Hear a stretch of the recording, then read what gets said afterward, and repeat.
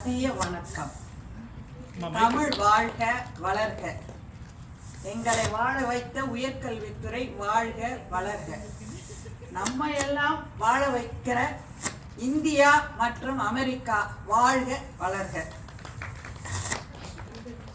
நான் இந்த உறவுகள் பற்றி பேசலான்னு என் பொண்ணு நேற்று சொன்னாங்க. சரின்னு முதல் மாதா பிதா குரு தெய்வம். அதில் எனக்கு எங்கள் அம்மாவை முதல்ல சொல்கிறேன், அதுக்கு அடுத்தது எங்கள் அப்பாவை சொல்கிறேன். ஒரு நிமிஷமா உங்கள்கிட்ட ஃபோன் இருக்கா வச்சோம் கையில்? இல்லைம்மா, அங்கே ஸ்டார்ட் அடிக்குது, அங்கே வச்சிருக்கேன். அதுக்கு நேரம்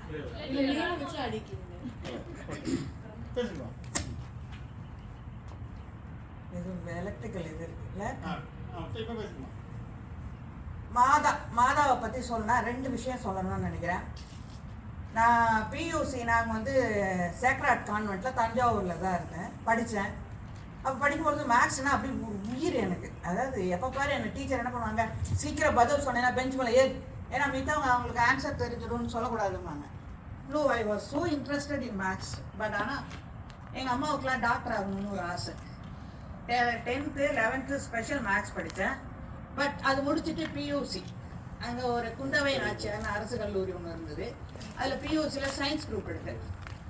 சயின்ஸ் குரூப் எடுக்கிறப்ப எனக்கு எங்கள் வீட்டில் ஒரு அக்கா, நான், ஒரு தம்பி. எங்கள் அக்காவை நாங்கள் எல்லோரும் தமிழ் மீடியத்தில் படித்தோம். எங்கள் அக்கா அதே மாதிரி எனக்கு 1 year சீனியர். அவங்க பியூசி படிக்கிறப்ப ஃபெயில் ஆகிட்டாங்க. ஃபிசிக்ஸில் தான் ஃபெயிலாக பண்ணாங்க எங்கள் அக்கா. அதனால் எங்கள் அம்மா என்ன பண்ணாங்க, என்னை அழைச்சிட்டு போய் நேராக பிரின்ஸிபல், அப்போ கமலா பிரின்ஸிபல்னு ஒருத்தவங்க இருப்பாங்க, அவங்க பார்த்தாவே எல்லோரும் பயப்படுவாங்க. பட் இருந்தாலும் எங்கள் அம்மா துணிஞ்சு, ஏன்னா எங்கள் பொண்ணு எங்கள் அக்கா ஒரு வருஷம் ஃபெயில் ஆனதுனால நேராக என்னை அழைச்சிட்டு போய் பிரின்ஸிபல்கிட்ட போய் எனக்கு என் பொண்ணுக்கு இங்கேயே கிளாஸில் காலேஜ்லேயே டியூஷன் எடுக்கணும். அது மாதிரி எங்கேயுமே நடந்ததே இல்லை. இல்லைம்மா நான் வெளியில் இல்லை, நீங்கள் இந்த கல்லூரியில் தான் ஒரு வாத்தியாரை வச்சு எனக்கு என் பொண்ணுக்கு டியூஷன் எடுக்கணும் தைரியமாக கேட்டாங்க. அப்புறம் அவங்க சொன்னால் எல்லா ஸ்டாஃபும் ஓகே சொல்லுவாங்க. ஏன்னா தனலட்சுமின்னு அங்கே இருந்தாங்க ஃபிசிக்ஸில், அவங்க பார்த்தாவே எல்லாரும் பயப்படுவாங்க. சத்தியபாமா தனலட்சுமி இந்த ஃபிசிக்ஸ் டிபார்ட்மெண்ட்டை நகர்ந்து போகிறதுக்கே பயந்துட்டு எல்லாம் சுற்றி வருவாங்க. அப்படி ஒரு மேடம். அவங்கள்ட்ட சரின்னு சொல்லிட்டு பிரின்சிபல் சொன்னதுனால லைஃப்லேயே இந்த நடந்ததே இல்லை. காலேஜுக்குள்ளார ஃபிசிக்ஸ் டிபார்ட்மெண்ட்டுக்குள்ளார எனக்கும் என் ஃப்ரெண்டு ஜெகதாம்பா நாங்கள் 2 பேருக்கு மட்டும் தினம் 1 hour எடுப்பாங்க. அதுக்கு இங்கிலீஷ் வேணும், தமிழ்லேருந்து இங்கிலீஷில் பண்ணும்போது கஷ்டமாயிடும். இந்த 1 year கேப்பில் முடிக்க முடியாதுங்கிறதுனால அதே கல்லூரியில் எங்கள் அம்மா கேட்டு முடித்தேன். நான் மேக்ஸ் தான் படிப்பேன்.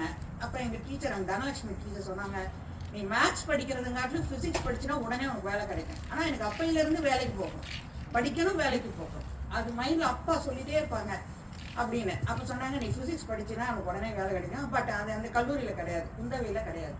அதுக்கு பக்கத்தில் இருக்கிற ஒரு ஆர்ட்ஸ் ஜென்ஸ் காலேஜ், அது ஃபுல்லுமே ஜென்ஸ், சரபோஜி கல்லூரின்னு பேர். அது ரொம்ப வெரி ஓல்டு கல்லூரி. சரின்னு சொல்லிட்டு அங்கேனாக்கா எங்கள் அப்பா அனுப்புவாங்களான்னு பயந்தேன். ஆனால் அவங்க சொன்னாங்க, என்னோட ஹஸ்பண்ட் அங்கே ஃபிசிக்ஸ் டிபார்ட்மெண்ட்டில் இருக்காங்க, நாங்களாம் பார்த்துக்குறோம், நீ ஃபிசிக்ஸ் படிச்சுன்னா உடனே உனக்கு வேலை கிடைக்கும். சரின்னு சொல்லிட்டு என்ன பண்ணேன், நான் ஃபிசிக்ஸ் அந்த கல்லூரியில் சேர்ந்தேன். அது ஃபிசிக்ஸ் படித்ததுனால தான் என்னோடய மேக்ஸ் படித்தாங்க எம்எஸ்சி. பட் அவங்களாம் அந்த சீனியாரிட்டியில் வரும் பொழுது ஒரு 1.5 years அப்புறம் தான் ஒரு வேலை கிடைச்சது. பட் எனக்கு எல்லாத்துலேயுமே ஃபிசிக்ஸ் தான் முதலிடம். அந்த ஃபிசிக்ஸ் படித்ததுனால உடனே, அதாவது ரிசல்ட் வரத்துக்கு 6 மாதத்துக்கு முன்னாடியே கவர்மெண்ட் எய்டட் ஸ்கூலில் வேலை பார்த்து அதுக்குள்ளே சம்பளமும் ஃபுல்லும் வாங்கி கொடுத்தாங்க. அந்த அம்மாப்பேட்டையில் ரெஜினா செலிஸ் ஹையர் செகண்டரி ஸ்கூல், அந்த ஸ்கூலில் அதாவது ரிசல்ட் வரதுக்கு முன்னாடி 6 மாதம் வேலை பார்த்தேன். அதுக்கு கவர்மெண்ட் சம்பளமும் வாங்கிட்டு 50 ரூபா மட்டும் எடுத்து திருப்பி கொடுத்தாங்க, அப்படியே கொடுத்தாங்க. அது எங்கள் அம்மாவால் தான் அது ஃபஸ்ட்டு எனக்கு நடந்தது. அப்படி விடலை எங்கள் அம்மா. நான் எம்எஸ்சி 1981 மே மாதத்தோடு முடித்தேன்.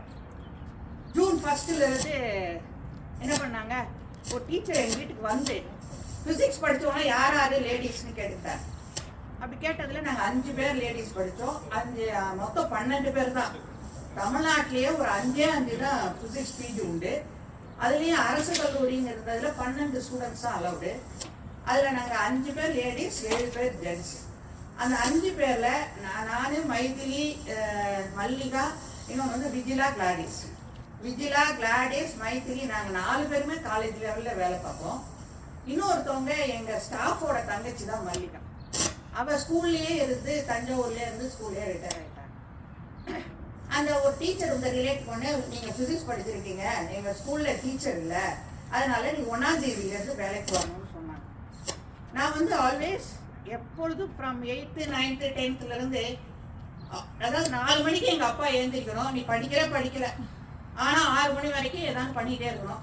அதுக்கு அடுத்தது நீ விளையாட போகலாம். எங்கள் அம்மா வந்து 2 ஒர்க் கொடுப்பாங்க, எனக்கு எங்கள் அக்காவுக்கு மாற்றி மாதம் மாற்றிப்போம். ஒன்று தண்ணி தெளித்து கோலம் போடணும், இன்னொருத்தர் துவையலாக இருக்கணும். 1ஆம் தேதி ஆனால் நாங்கள் மாற்றிப்போம். அதை நீ செஞ்சிட்டீங்கன்னா நீ எங்கே வேணாலும் போகலாம். அதனால் விளையாடுறதுக்குலாம் போயிடும். விளையாட போவேன், திருப்பி வருவேன், படிப்பேன், ஸ்கூலுக்கு போவேன், திருப்பி விளையாட போவேன், வந்து நல்லா சாப்பிடுவேன், தூக்கிடுவேன், நைட்டில் தான் படிப்பேன். ஆனால் பயப்படுவேன்னா எங்கள் அப்பா என்னோட உட்காந்துட்டு இருப்பாங்க. இதுதான் என்னோட ரொட்டீன் ஒர்க். அப்பாவோட ட்ரைனிங் வந்து 4:30 மணிக்கு எழுந்திரிச்சது. அது ஏன் எனக்கு யூஸ் ஆச்சுன்னா, நான் கல்லூரியில் எங்களுக்கு 8 மணி காலேஜ் பாரதி விமன்ஸில். ஆனால் அது 8 மணி காலேஜ்னா நான் வீட்டை விட்டு 7 மணிக்கெலாம் கிளம்பினேன். 7 மணி கிளம்புறதுக்கு முன்னாடி என் பிள்ளைங்களுக்கு எல்லாம் கிளம்புற மத்தியானம் எல்லாம் செஞ்சு வச்சுட்டு தான் கிளம்புறேன். அதனால 4 to 4:30க்கு கிளம்புனாதான் கரெக்டாக எல்லாத்தையும் முடிச்சு 7:15க்கெலாம் கிளம்புனானா மேக்ஸிமம் 8 o'clock போகிறதுனா எப்படின்னாக்கா 3 டிரான்ஸ்போர்ட். சைக்கிளில் கொஞ்சம் தூரம், அதை கொண்டு ஒரு இடத்துல போட்டு பஸ்ஸில் ஏறணும், பஸ்ஸில் 2 இடத்துல பேரிஸில் இறங்கணும், அப்புறம் ரோடை கிராஸ் பண்ணணும். இது எல்லாமே என்னோட கிளியராக இருக்கும்னு நான் நினைக்கிறேன். ஐ திங்க் ஸோ. பட் ரெக்கார்டிங்காக வேணுமோ தெரில. ஓகே, அந்த பாரிஸ் கார்னரில் ரோடை கிராஸ் பண்ணணும், திருப்பி என்ன பண்ணணும், ஒரு பஸ் பிடிக்கணும், காலேஜுக்கு போகணும். அதனால 8 o'clock போனோன்னா இந்த ட்ரைனிங் இருந்த வாசி 34.5 years ஒர்க் பண்ணேன் காலேஜ் டிபார்ட்மெண்ட்டில். 6 மாதம் அதுக்கு முன்னாடி ரெஜினா சர்வீஸில் ஹையர் செகண்டரி ஸ்கூலில் வேலை பார்த்தேன். 1981 to 2016 May 31st வரைக்கும் என்னோட ஒர்க். அதில் 34.5 yearsல ஆஸ் அ ஹெச்ஓடியாக 3 years இருந்தேன். மாநில கல்லூரின்னு உங்களுக்கு தெரிஞ்சிருக்கும். முதல் இந்தியாவில் மொத்தம் 3 காலேஜ் தான் மாநில கல்லூரிகள். ஒன்று கல்கட்டா, ஒன்று வந்து Madras, another one I think so பாம்பேன்னு நினைக்கிறேன். 3 இடத்துல தான் மாநில கல்லூரிகள் உண்டு. அதில் மாநில கல்லூரியில் இயற்பியல் துறையில் 22 ஸ்டாஃப், எல்லாரும் பிஹெச்டி. அந்த 22 ஸ்டாஃபில் நான் தான் முதல் துறை தலைவியாக 2009. ஆனால் அது அப்பா 2008 எங்கள் அப்பா இருக்காங்க. ஆனால் 2009 துறை தலைவியான. அந்த கல்லூரியோட பெருமை என்னன்னா, நீங்களாம் நிறைய பேர் பார்த்துருக்க மாட்டாங்க. அண்டர் கிரவுண்டில் சர் சி.வி. ராமன், சந்திரசேகர், இவங்க 2 பேரும் அந்த கல்லூரியில் படித்தவங்க. அங்கே வந்து அண்டர் கிரவுண்டில் எல்லாமே நீங்கள் இப்போ இங்கே எல்லாமே இருக்குது. பட் ஆனால் இதில் சென்னையில் நிறைய ஸ்பேஸஸ் கீழே இருக்கும். அதை யூஸ் பண்ணாமே இருந்தாங்க. நான் ஹெச்ஓடியாக போன பிறகு அங்கே இருக்கிற ஸ்டாஃபில் ஒரு 22 பேர் இருந்ததுனால அவங்களெல்லாம் ரிசர்ச் பண்ண விடலான்னு ஒவ்வொரு ரூமாக ஸ்டூடெண்ட்ஸ் இவங்களே வச்சே க்ளீன் பண்ணி ஒரு 6 ரூமை நாங்கள் ரெடி பண்ணி அதுக்கப்புறம் ரிசர்ச் நல்லா டெவலப் ஆகி கிட்டத்தட்ட 120 பேர் பிஹெச்டி எங்கள் டிபார்ட்மெண்ட்டில் அதுக்கப்புறம் ப்ரொடியூஸ் பண்ணோம். பட் நான் ப்ரொடியூஸ் பண்ணது 7 தான். பட் என்னோட ஸ்டாஃப்லாம் நல்லா என்கரேஜ் பண்ண யங்ஸ்டர்ஸ் வந்திருந்தாங்க 2007. அவங்க என்கரேஜ் பண்ணதில் அவங்க ரொம்ப நல்லா டெவலப் பண்ணாங்க. நவடேஸ் இப்போ அதில் வந்து ரொம்ப, ஏன்னா இப்போ இந்தியாவில் மோடி சார் வந்த வரைக்கும் யூஜிசியில் அமௌண்ட் கொடுக்குறதெல்லாம் குறைச்சிட்டாங்க. அதனால் அதை ரெடியூஸ் பண்ணி கொண்டுருக்காங்க. எங்கள் அம்மா கொடுத்ததில் முதல்ல ஸ்கூலுக்கு போன வேலைக்கு, அந்த வேலைக்கு பொறுத்த போய்ட்டு அதுட்டாமல் நான் போக மாட்டேன், வேலை வாங்கிப்பாங்க, எனக்கு ஃபெயில் ஆகிட்டாங்கன்னா எனக்கு சம்பளம் கொடுக்க மாட்டாங்கம்மா, வரமாட்டேன் அப்படின்ட்டு. டீச்சர் இல்லாமல் பிள்ளைங்க இருக்காங்கம்மா, நீ வா, உனக்கு என்ன டவுட் இருக்கோ நீ எல்லாம் கேளு, நானும் உன்னோட வரேன் அப்படின்னு எங்கள் அம்மா காலம்பர ஒரு 6:30 மணிக்கு கிளம்பணும். பஸ்ஸை பிடிச்சி அம்மாப்பேட்டையில் இறங்கணும். அவங்களுக்கு தெரிஞ்சவங்க வீட்டுக்கு அழைச்சிட்டு போகிறாங்க.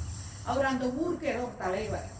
நான் சொன்னேன், இல்லைங்க என்னை அழைச்சிட்டு போய் வேலை வாங்குவாங்க ஸ்கூலில், எல்லாம் கிறிஸ்டின் ஸ்கூல்ல, நான் ஃபெயிலாக போயிட்டேன்னா எனக்கு அந்த வேலை பார்த்ததுக்குலாம் சம்பளம் தர மாட்டாங்க. இல்லைம்மா, உன்னை அழைச்சிட்டு போய் சிஸ்டர்கிட்ட பேசுவோம், நீ உனக்கு என்ன டவுட் இருக்கோ அவங்களை கிளாரிஃபை பண்ணட்டும் அப்படின்னா. சார் நான் அம்மா அவங்களும் போனோம். சிஸ்டரை கேட்டேன். சிஸ்டர் சொல்கிறாங்க, நீ ஃபெயிலாக போயிட்டீங்கன்னா பாஸ் பண்ணிட்டீங்கன்னா இந்த தேதியிலேருந்து உங்களுக்கு சம்பளம் வாங்கி கொடுக்குறது என் பொறுப்பு, நாங்கள் வாங்கி கொடுத்துருக்கோம் அப்படின்னா. ஏன்னா அவ்வளோ பயம் எங்களுக்கு. சரின்னு சொல்லிட்டு, ஏன்னா நாங்கள் சொல்ல மாட்டாங்கன்னு நினச்சேன். அப்படி ஒரு சாக்கில் கொஞ்சம் ரெஸ்ட் எடுப்போமா நான் நினச்சது, அதுதான் உண்மை. இல்லை, அம்மாவுக்கு ஒரே இது ஸ்டூடெண்ட்ஸ் இல்லாமல், ஸ்டாஃப் இல்லாமல் ஸ்டூடெண்ட் இருக்காங்க. நாங்கள் 11 பேர் 11th, டீச்சரில் 1 மாதமா. அதே மாதிரி 12thலேயும் 11 லேடி ஸ்டாஃப் ஃபுல்லுமே. ஒரு லேப் அசிஸ்டன்ட் ஒன்றுமே கிடையாது. அப்புறம் சரின்னு சொன்ன பிறகு எனக்கு டீச்சர் வேணும்னு வந்து சொன்னாங்களா, அவங்க வந்து அங்கேருந்து ஒரு 2 கிலோமீட்டர் தூரம் நடந்தால் போகணும், பஸ் கிடையாது, ஒன்றும் கிடையாது, ஸ்டேஷன் பக்கத்தில். அவங்கள்ட்டையும் நாளைக்கு சேர்றோன்னு சொல்லிட்டு வருவோன்ட்டு போகிறோம். சாப்பிடல, அந்த ஒட்டை வெயில் அப்புறம் பக்கம் நடந்து போகும்பொழுது இது வறுத்த கடலை வச்சுருந்தாங்க. அது ரெண்டு நானும் ஒன்று அம்மா ஒன்று சாப்பிட்டுட்டு குடிச்சிட்டு அவங்க வீட்டுக்கு போய் அவங்கள்ட்ட சொல்லிட்டு மறுநாள் நான் சரிம்மா ஜாயின் பண்ணிக்கலாம் 1ஆம் தேதியிலேன்னு. ஏன்னா எனக்கு சாட்டிஸ்ஃபைடு. அவங்க சொன்னாங்க நீ வெளில போனாலும் பாஸ்போர்ட் அந்த தேதியிலேருந்து சம்பளம் கொடுப்பேன். நான் சரின்னு சொல்லிட்டு வந்தேன். அதாவது எங்கள் அம்மா வந்து தைரியமாக என் பொண்ணை வந்து படிக்க வைக்கணும் அப்படின்னு வந்தவங்க கேட்டாங்க. அதே கல்லூரியில் ஆஸ் அ முதல்வராக 1 year எங்கள் அம்மா இருக்கும் பொழுது வேலை பார்த்தேன். உண்மையிலேயே அது எனக்கு வந்து பெரிய சந்தோஷம். உண்மையிலே என்னாச்செல்லாம் அந்த ஸ்டூடெண்ட்ஸ் எவ்வளோ பேர்னா 3500 பேர் தமிழ்நாட்டிலேயே. இப்போ கேர்ள்ஸ் உள்ளது ஃபஸ்ட்டு குயின் மேரிஸ்லாம் அவ்வளோ ஸ்ட்ரென்த், அதுக்கு அடுத்தது குந்தவை நாச்சியார். பட் ஆனால் நம்ம வந்து ஸ்டூடெண்ட்ஸுக்கு சொல்லி கொடுத்தோம்னா ஒரு 11 months தான் ஒர்க் பண்ணேன். பட் அந்த பீரியட் என்னால் மறக்க முடியாது. அவ்வளோ பிள்ளைங்களுக்குமே தினம் காலம்பரை மைக் எடுப்பேன். மைக் எடுத்து முதல்ல எல்லாரும் சாப்பிடுவாங்க. நம்பர் 1, உன்னால் சாப்பிட முடியல கஞ்சி மாரி ராத்திரியில் சாதத்தை போட்டு நீரை குடிச்சிட்டான்னு வா. இந்த பிஸ்கெட்டு அது இதெல்லாம் வாங்காதீங்க, சாப்பிடுவாங்க. அதே மாதிரி குப்பையை எங்கே பார்த்தாலும் பொறுக்கி குப்பை தட்டில் போடணும். நீ கிளாஸை விட்டு வெளியில் லாஸ்ட்டில் வந்தீங்கன்னா அந்த கிளாஸ்க்குள்ளே எல்லா லைட்டும் நிறுத்தியிருக்கான்னு பார்க்கணும். இது டெய்லியே சொல்வேன். டெய்லி எல்லாருக்கும் அது இன்ன வரைக்கும் சொல்கிறாங்க. நேற்று அன்றைக்கி ஒரு கல்யாணத்துக்கு போனேன். மேடம் நீங்கள் சொன்னதெல்லாம் எனக்குலாம் அப்படியே மைண்டில் ஓடிக்கிட்டே இருக்கு. நான் சொன்னேன் இது சொல்கிறது இல்லை, நீ carry out to the other students. அதில் வந்து 1 பொண்ணோ 2 பொண்ணோ மைண்டில் வச்சுருந்தா போதும். இந்த கிரெடிட் எதுக்கு சொல்கிறா, சேக்ரட் கான்வென்ட்டில் படித்தப்ப இந்த மாதிரி பார்த்தீங்கன்னா அதை எடுத்து கொண்டு குப்பையில் போடணும். அங்கே ஒரு பேப்பர் இருக்கு, எங்கேயாவது இருந்தால் உடனே கூட்டிகிட்டு போடணும். நல்ல ட்ரைனிங்க, சிஸ்டமேட்டிக். அங்கெல்லாம் சாயங்காலம் ஒவ்வொரு கிளாஸ் ரூம்லேயும் என்ன பண்ணுவாங்க, 7 4 குரூப்பாக இருக்கும். ஒவ்வொரு வாரமும் அந்த 7 ஸ்டூடெண்ட்டும் அந்த கிளாஸை க்ளீன் பண்ணணும். அதில் 2 அக்கா வருவாங்க. அதில் தொடச்சி பார்த்துட்டு டஸ்ட் இருந்ததுன்னா 10க்கு மார்க் போடுவாங்க. அதில் அந்த வாரத்தில் யார் ஃபஸ்ட்டு மார்க் வாங்குறோமோ அந்த கிளாஸுக்கு ப்ரைஸ் கொடுப்பாங்க. அதனால் அந்த நீட்னஸ்ஸு வேஸ்ட் பண்ணக்கூடாது, அதெல்லாம் அந்த ட்ரைனிங். அதே மாதிரி ஸ்டூடெண்ட்ஸ்க்கு 100 தடவை சொல்வேன், டேப்பை திறந்தா தண்ணி வரலன்னா க்ளோஸ் த டேப், மறந்துட்டு திறந்து விட்டு வந்துடுறது. தஞ்சாவூரில் தண்ணிக்கு ஃபேமஸாக நான் சொல்கிறேன். மெட்ராஸில் ஐ சஃபர் லைக் எனிதிங். ஒரு காலத்தில் நான் ஜஸ்ட் மேரேஜ் ஆகி வந்த காலத்தில் அவ்வளோ கஷ்டப்பட்டுருக்கோம். அதுக்கு ஒரே காரணம் ஜெயலலிதா அம்மா. வெரி ஸ்ட்ராங் எஃபர்ட் எடுத்து இன்ன வரைக்கும் தண்ணி ப்ராப்ளம் சென்னையில் இல்லைன்னு காரணம் மெயினாக சிஎம் ஜெயலலிதா. அவங்க மறக்கவே கூடாது. வேறு எதுவும் எனக்கு அதெல்லாம் தெரியாதுங்க. ஏன்னா 86 மேரேஜ் எனக்கு பண்ணுறோம் அக்யூட். யாராவது விருந்தாடி வரணும்னு அவ்வளோ கஷ்டம். ஏன்னா தண்ணி காசு கொடுத்தா கிடைக்காது. ஏன்னா வி ஷுட் நாட் வேஸ்ட். அதான் சொல்ல, 1 பக்கெட்டில் தண்ணி குளிக்கணும், இல்லை 1/2 பக்கெட் தண்ணியில் குளிக்க முடியும். தண்ணி நிறைய இருக்குன்னு அதை வேஸ்ட் பண்ணக்கூடாது டில் டேட். அதே மாதிரி எலக்ட்ரிசிட்டி எங்கள் ஹஸ்பண்ட் அப்படியே எங்கேயாவது பண்ண டப்பு நிறுத்திடுவார். அஃப்கோர்ஸ் அது ரொம்ப ரொம்ப நல்ல குவாலிட்டி. அது வந்து எல்லாம் டெவலப் பண்ணலாம். ஸ்டூடெண்ட்ஸ் அடுத்த ஜெனரேஷனுக்கு பாஸ் பண்ணணும், அவ்வளோதான். அதில் எங்கள் அம்மா 2 எனக்கு இன்னமும் அது மறக்க முடியாது. இதே மாதிரி அப்பாவும் அப்படி ஒரு ட்ரைனிங் கொடுப்பாங்க. சின்ன பிள்ளையிலேருந்து நடந்து போனால் கையை பிடிச்சிட்டே போவாங்க. என் பிள்ளைங்களுக்குலாம் நல்லாவே தெரியும். தாத்தா ஆனால் ஹைலி சிஸ்டமேட்டிக். எங்கே ஒரு புக்கு எழுதினாலும் எந்த இடத்துல வாங்கினா எந்த தேதி வாங்கினா யார் கொடுத்தாங்க எல்லாருக்கும் ஒவ்வொரு ஜாமான்லையும். எனக்கும் அந்த ஹேபிட். யாரும் ஒன்று கொடுத்தா அது டேட் கூட அவ்வளோதான் ஒரு சைன் போட்டு வச்சுருப்பார். அவ்வளோ ஃபாலோ பண்ணுறதெல்லாம் கிடையாது. ஏதோ லிட்டில் பிட் அப்பா சொன்னதெல்லாம் ஃபாலோ பண்ணுவேன். அதனால் அப்பா ட்ரைனிங் அம்மா ட்ரைனிங்னால தான் நான் இவ்வளோ தூரம் வந்திருக்கேன்னா அதுதான் மெயின். அதுக்கு அடுத்தது என் பிள்ளைங்களும் அந்த லெவலுக்கு ஓரளவு கொண்டு வரணும்னு நினச்சதுக்கு எங்கள் மாமியார் மாமனாரும் அவங்க ரொம்ப ஹெல்ப் பண்ணாங்க. நான் 9வது என் பிள்ளைங்க 9-10 years வரைக்கும் என்னோட இருந்தாங்க எங்கள் மாமனார். அதே மாதிரி லீவுக்கு என் பிள்ளைங்களை அழைச்சிட்டு வருவேன். ஏன்னா எல்லா பற்றியும் தெரியணும். கிராமம், டவுனு. எங்கள் மாமியார் வீட்டில் 1 month இருப்பேன். எங்கள் அப்பா வீட்டில் ஒரு 10-15 நாள் இருப்பேன். எங்கள் பெரியம்மா அப்பையே டாக்டர், அவங்க வீட்டில் ஒரு 2 நாள் இருக்கும். எங்கள் சித்தி வீட்டில் 2 நாள் இருக்கும். சரசாக்கான இருக்காங்க அக்கா, எனக்கு அக்கா, அவங்க வீட்டில் ஒரு 1 week மாதிரி இருக்கும். நான் எனக்கு தெரிஞ்சு என் பிள்ளைங்க 10வது வரைக்கும் எல்லாரும் அது என்ன அப்ஸ் அண்ட் டவுன்ஸ் லைஃப் எல்லாரையும் பார்த்துக்கலாம். எல்லார் ஃபேமிலி என்னென்ன நடக்குது, நம்ம எப்படி இருக்கலாங்கிறது கொஞ்சம் நம்ம சொல்லித்தராமே தெரியும். பட் அதெல்லாம் என் பேரன் பிள்ளைங்களாம் ரொம்ப மிஸ் பண்ணுறோம். ரொம்ப ரொம்ப மிஸ் பண்ணுறாங்க. அது என் மைண்டில் அப்படியே ஓடுது. ஏதாவது நான் கூட இப்போ கூட நினைப்பேன், இங்கே இருக்கிற பிள்ளைங்களை, டவுனில் இருக்கிற பிள்ளைங்களை ஒரு தனியாக ஒரு 10 பிள்ளைங்களை அழைச்சிட்டு போய் கிராமத்தில் இருக்க வைக்கணும், டவுனில் இருக்க வைக்கணும், டிஃப்ரெண்ட் சரௌண்டிங்ஸை பார்க்க வைக்கணுங்கிறது என் மைண்டில் ஓடுது. ப்ராக்டிக்கலாக இப்பெல்லாம் பண்ண முடியல. அதுதான் உண்மை. We have to help others. அதான் எனக்கு எங்கள் அம்மா அப்பாவை இதில் என்றைக்குமே டெய்லி நினைப்பேன். அதே மாதிரி என் ஃப்ரெண்டு ஒருத்தி இல்லை என்னோட ஆர் மாலான்னு, என் பொண்ணுங்களுக்கு தெரியும். அவள் வந்து இன்னொரு உறவுகள் பற்றி கேட்டிருந்தாங்களே, அம்மா அப்பா, அடுத்தது என்னோட குரு, அதுக்கு அடுத்தது மாலா. மாலான்னு இப்போ நான் வந்து இங்கே 88 ஜாயின் பண்ணும்போது நானும் அவளும் ஒரே டேபிள் 2 சேர், அவ்வளோதான் ஸ்பேஸ் இருந்தது. அவளோட தான் ஒன்றா இருப்போம், எங்கே வேணாலும் போவோம் வருவோம். பட் அவள் வந்து ஒரு 42 இயர்ஸில் அவங்க ஹஸ்பண்ட் ஹார்ட் அட்டாக்ல இருந்தாங்க. அவளுக்கு குழந்தை கிடையாது. அதனால என்ன பண்ணா, சரி we have to ஒரு சேஞ்ச் வேணும், பிஹெச்டி பண்ணலான்னு சொன்னான். நான் சொன்னேன் சரிம்மா அப்படின்ட்டேன். அப்ளிகேஷன் வாங்க போனோம். எங்கள் ரிலேட்டிவ் என்ன பண்ணுறாங்க, 2 அப்ளிகேஷன் வாங்கி கொடுக்குறாங்க. எனக்கு ஒன்று அவருக்கும் பண்ணேன். 2 ஒருத்தர் கைட் பண்ண மாட்டாங்க. என்னடா பண்ணுறதுன்னு எங்கள் ஹெச்ஓடி சொன்னாங்க, 2 குண்டி கொடுங்க, அக்செப்ட் பண்ணால் ஓகே அப்படின்னு. ஆக்சுவலி ஏப்ரல் 1998 ஏப்ரல் 28 எங்கள் ரிஜிஸ்ட்ரேஷன். 2 பேரும் கொண்டு போய் கொடுத்தோம். ஆஸ்டின் டாக்டர் ஆஸ்டின் சொல்லுறாரு, ஒன்றுமே சொல்லலைங்க. எங்கள் 2 பேரையும் அக்செப்ட் பண்ணிட்டாங்க. அதில் சான்ஸே கிடையாது, இமேஜினே பண்ண முடியாது. எனக்கு வேகன்சி இருக்கணும். அவங்க யாராலும் மாலாவுக்கு சொல்லி வச்சுருந்தாங்க, ஏன்னா அவளுக்கு சரி பண்ணலான்னு. பட் 2 அப்ளிகேஷன் வாங்கி கொடுத்தனால பண்ணோம், அவங்க அக்செப்ட் பண்ணிட்டார். அந்த ஒரே காரணத்துக்காக, அதுக்கு முன்னாடி கம்ப்யூட்டர்னா என்னன்னு தெரியாது, எதுவுமே தெரியாது. அப்பயே வந்து ஃபோர்ட்ரான் உண்டு, பேசிக் உண்டு, எல்லாமே. அதுக்கு அடுத்தது எக்ஸல். நான் ஃபினிஷ் பண்ணுறப்ப 8 இயர்ஸ், 98 ஜாயின் பண்ணி 2004 முடித்தேன். 2002 தான் இது தீசிஸ் சப்மிட் பண்ணோம். பட் எல்லாமே அதுக்கப்புறம் நான் கற்றுக்கிட்டது தான் கம்ப்யூட்டர். அப்போ எங்களை விட அங்கே சொல்லி படிக்கிறப்ப பசங்க எங்களோட 15 இயர்ஸ் எங்கரா இருப்பாங்க. அவங்கள்ட்ட ஒவ்வொன்றும் கேட்டு கேட்டு நோட்டில் எழுதி வச்சுப்போம். ஏன்னா இந்த சப்ஸ்கிரிப்ஷன் சூப்பர் ஸ்கிரிப்ட் அப்படி போடும் பொழுதெல்லாம் திருப்பி சப்ஸ்கிரிப்டாக வந்துட்டே இருக்கும், திருப்பி தெரியாது. அப்போ சொல்லுவாங்க ஷிஃப்ட்டு போட்டு போடணும், அதை ரிலீஸ் பண்ணுறீங்களா இல்லையா, அப்பப்போ எழுதி வச்சுப்போம்.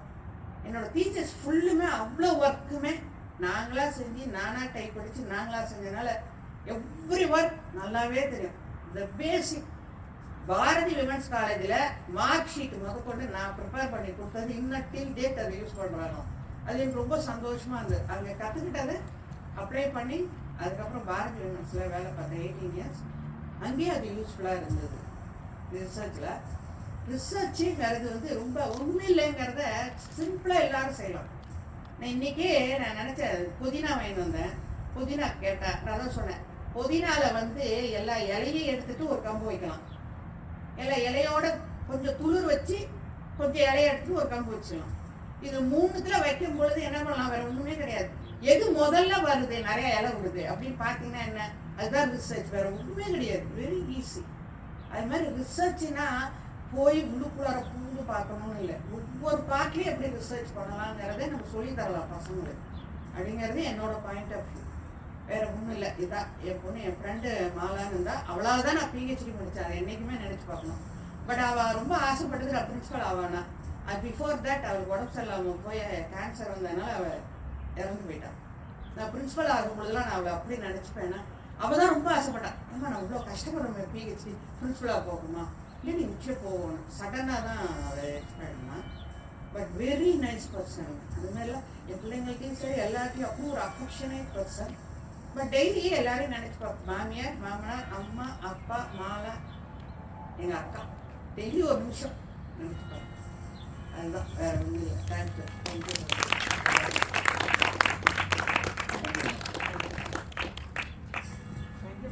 நந்தினி வந்து எங்கள் தமிழ் ஸ்கூலில் புதிய கண்டுபிடிப்பு நல்லா கதை சொல்கிறாங்கன்னு சொல்லி நான் இல்லை, பசங்களும் நிறைய பேர் சொல்லியிருக்கேன். முன்னாடி ரொம்ப ஆச்சரியப்பட்டேன். நான் இப்போ உங்கள் பேச்சு கண்டிப்பாக எனக்கு ஆச்சரியமாகவே இல்லை, இல்லைன்னா தான் ஆச்சரியம். உட்காருமா. அப்படிலாம் தனி ட்ரைனிங்லாம் எதுவும் கொடுக்கல. ஆனாலும் நானே இப்போதான் அவளோட டேலண்ட்டை பார்க்குறேன் சார். நீங்களாம் பார்த்தீங்களா, தெரியுமா தெரியாதா? ஒன்னே ஒன்று சொல்லணும், தெரியுமா, நல்ல பயங்கரமா அவ 7th ஸ்டாண்டர்ட்லயே ஸ்டேட் லெவல்ல இன்ஸ்டன்ட்டாக ஒரு காம்படிஷன் போட்டதில் அவ ஃபர்ஸ்ட் ப்ரைஸ் வாங்கி சைக்கிள் கொடுத்தாங்க 8th 7th ஸ்டாண்டர்ட்லேயே. அதுக்கப்புறம் அவ டீச்சர்ஸில் ஒர்க் பண்ணும்பொழுது வீட்டில் டிராயிங் போடுவா. சூப்பராக இருக்கும் அவரோட டிராயிங்ஸ்லாம், நிறைய போட்டிருக்கா. அதெல்லாம் உங்களுக்கு தெரியுமா தெரியாதான்னு தெரியல. ஐயோ என்கிட்ட வச்சுட்டோம் பாருங்க, இம்பாசிபிள். அது ஒரு காட் கிஃப்ட் தான். நான் எல்லாம் நம்ம சொல்றத சொல்லுவோம், பட் நடக்கிறது நடக்கும், அவ்வளோதான். we cannot expect everything from everyone. எங்க அப்பா சொல்லுவாங்க எல்லாருக்கும் நீ செய் உதவு, ஆனா அவங்க திருப்பி செய்யலன்னு நினைச்சே பார்த்தாங்க. யாரோ ஒருத்தர் எங்கேயோ உதவுவாங்க. அதுதான் we have to help others. We should not expect anything from them, but they will help in some other way, somebody. Okay, thank you so much. நீங்கள் 7 PhD பண்ணீங்கன்னு சொன்னீங்களா, உங்களோட பெஸ்ட் ப்ராடக்ட் நந்தினி தான். வேற ஏதாச்சும்? அதுக்கு அவங்க அப்பாலாம் தான் மெயின் காரணம். வாங்க பேசி எனக்கு பிடிச்சதுனால அவங்க பேசினது வந்து ஒரு என்ன இதுவாக பேசி அப்டேட் பண்ணேன்னு சொல்லிட்டு சொல்லியிருக்கேன். ஃபர்ஸ்ட் மைக்கு பிடிச்சதுமா, நீ இங்க வச்சிருந்தீங்க, நான் நினைச்சேன் கேட்குமான்னு தெரியல எனக்கு, ஆனால் நீங்க கரெக்டாக பிடிச்சிருந்தீங்க. எனக்கு மைக் பிடிக்க தெரியாது, நான் இங்கே பிடிக்கும்னு நினைச்சிட்டு இருந்தேன். நீங்க பிடிச்சதுனால தான் சரி எக்குவாச்சு. அப்புறம் கம்பீரம், நீங்க எவ்வளவு கம்பீரமாக பேசுனீங்க எல்லாரும் பார்த்தோம். அதுக்கப்புறம் நீங்க ஆரம்பிச்சது மாதா பிதா குரு தெய்வம்னு சொல்லி தெரியல, நாங்களும் அப்படி யோசிச்சு பேசிருக்கோமா. நாங்கள் வந்து 4 மைண்டில் என்ன நினச்சிட்டு வந்தோம்னா சரி நம்மளுக்கு ஸ்கூலில் என்ன நினச்சின்னு பேசணும். நீங்கள் அதை ஆரம்பிச்சது ரொம்ப நல்லா இருந்துச்சு. அப்புறம் அது 5 பேர் படிச்சதில் நீங்களும் ஒருத்தங்கிறது பெரிய பெருமை தான். அப்புறம் மாநில கல்லூரி இதில் இருந்திருக்கீங்க, எதுவும் யூஸ் பண்ணாத இடத்த நீங்கள் யூஸ் பண்ணியிருக்கீங்க, அண்டர் கிரவுண்டில் வந்து அதை உபயோகிச்சிருக்கீங்க. அப்புறம் இடையில நிறைய அரசியல் தொட்டிங்க, அதையும் கவனிச்சோம். அப்புறம் கோலம் துவையல் சொன்னீங்க, அது ரொம்ப நல்லா இருந்துச்சு, ஷேர் பண்ணி ஒர்க் பண்ணுவீங்க. அப்புறம் இன்னொரு 3500 பேர் படிக்க கல்லூரின்னு சொன்னீங்க, அது நான் கேள்விப்பட்டதே இல்லை. நீங்கள் சொன்னதுக்கப்புறம் எனக்கு அப்புறம் முக்கியமாக இது டிசிப்ளின் ஒழுக்கத்தை கற்றுக் கொடுத்தேன்னு சொல்லி நான் கரண்ட் வந்து பாலிசி பண்ணுவேன். அப்புறம் முக்கியமாக குடும்பத்தில் எல்லாத்தையும் பழகணும்னு சொல்லி மேலே கீழே தெரிஞ்சுக்கணும், அப்சன்ட் எல்லா வீட்டுக்கும் கூப்பிட்டு போகணும்னு சொன்னீங்க. ஸோ அப்புறம் ஆஸ்டன் சவுந்தரராஜன் வீட்டு PhD பண்ணுவீங்க. அப்புறம் கம்ப்யூட்டர் இது சிஸ்டம் நீங்களே கற்றுக்கிட்டேன்னு சொன்னீங்க, அதாவது உங்களுக்கு ஸ்டூடெண்ட்ஸ்லேருந்து கற்றுக்கிட்டேன்னு சொன்னீங்க, அது நல்லா இருந்துச்சு. அப்புறம் ரிசர்ச் பண்ணது புதினா சொன்னது ரொம்ப நல்லா இருந்துச்சு. இது எல்லாத்துக்கும் மேலே கடைசியில் அது சொல்லும்போது எமோஷனே ஆகிருப்பீங்க அந்த இடத்துல. ஆக்சுவலாக இப்போ உங்கள் ஃப்ரெண்ட் இறந்துட்டாங்கன்னு சொல்லும்போது எமோஷனே ஆகலை, அவ்வளோ ஒரு கண்ட்ரோலாக இருந்தீங்க. ஸோ அப்படியே நீங்கள் சொல்ல அப்படியே மேலே போயிட்டே இருந்துச்சு, ஆனால் நீங்கள் கிரௌண்டில் தான் இருந்தீங்க. ஸோ அதுக்கு நான் சொல்லுறது சார்.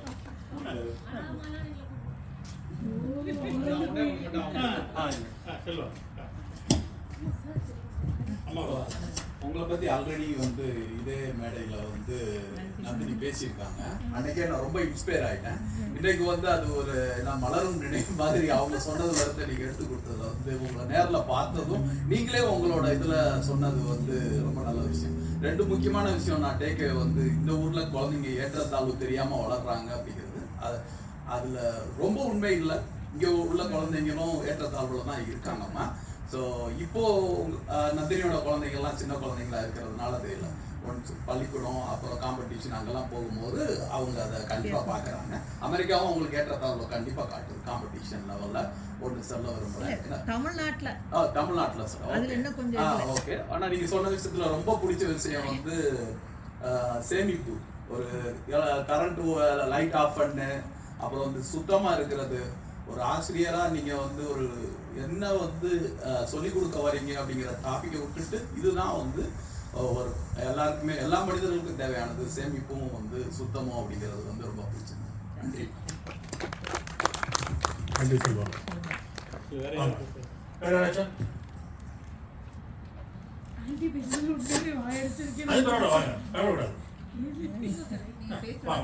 கதையை சொல்லிடு. அடுத்தது ஓகே, இது பள்ளி பருவம் பற்றி தான். நான் இது 2ஆம் வகுப்புலேயே சொல்லிக்கலாம், செகண்ட் கிரேட் தான் வேலை எங்கேயோ போகும்.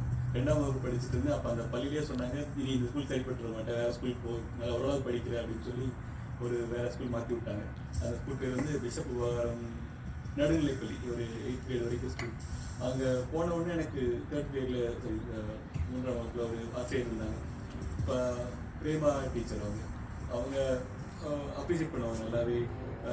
முக்கியமாக என்ன சொன்னாங்கன்னா, இங்கிலீஷ் சொல்லி தருவாங்க அவங்க. ஸோ உனக்கு வந்து இங்கிலீஷ் நல்லா வருது, அதனால் நீ வந்து நல்லாவே படி, அது ஒரு அந்த சப்ஜெக்டை நல்லா எடுத்து படி அப்படின்னு சொல்லிட்டு இருந்தாங்க. முக்கியமாக எனக்கு அவங்க கேட்ட கேள்வி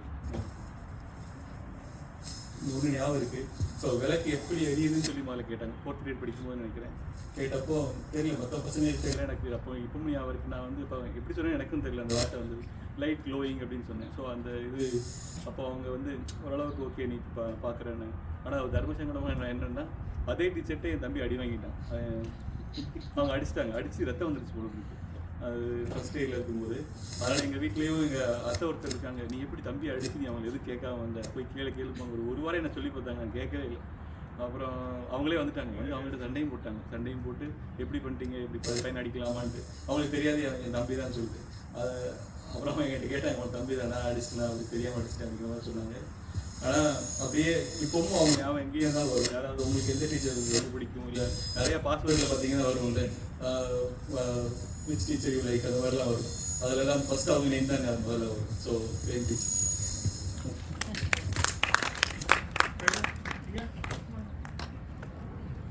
எல்லாருக்கும் மோஸ்ட்லி நான் வந்து என்னோட ஃபேமிலி பற்றி நிறைய சொல்லியிருக்கேன். மோஸ்ட் ஆஃப் த ஸ்டோரி சொல்கிறப்பெல்லாம் இங்கே, அதாவது எங்கள் அப்பா அம்மா வீட்டு சைடு பார்த்தீங்கன்னா ஜாயிண்ட் ஃபேமிலி தான் எல்லாருக்குமே. ஸோ ஜாயிண்ட் ஃபேமிலி இன்னமும் இருக்காங்க. எங்கள் வீட்டில் மொத்தம் 40 பேர் இருக்காங்க அம்மா வீட்டில். தாத்தா பாட்டிலாம் வந்து மெயின் எங்கள் வீட்டில். ஸோ அப்படி இருந்து வளர்ந்த பொண்ணு தான் நான். ஸோ அப்படி பார்க்குறப்போ அம்மா சொல்கிறப்ப தான் எனக்கு ஒரு விஷயம் தோணுச்சு, மாதா பிதா குரு தெய்வம் அப்படின்னு அவங்க ஆரம்பிச்சது ரொம்ப நல்லா இருந்தது ஆக்சுவலி. ஸோ அப்படி ஆரம்பிக்கிறப்போ மாதா பிதா அப்படின்னு பார்க்குறப்ப எனக்கு எங்கள் ஃபேமிலி தான் வந்து ரொம்ப இம்பார்ட்டண்டாக இருந்தது அந்த இடத்துல.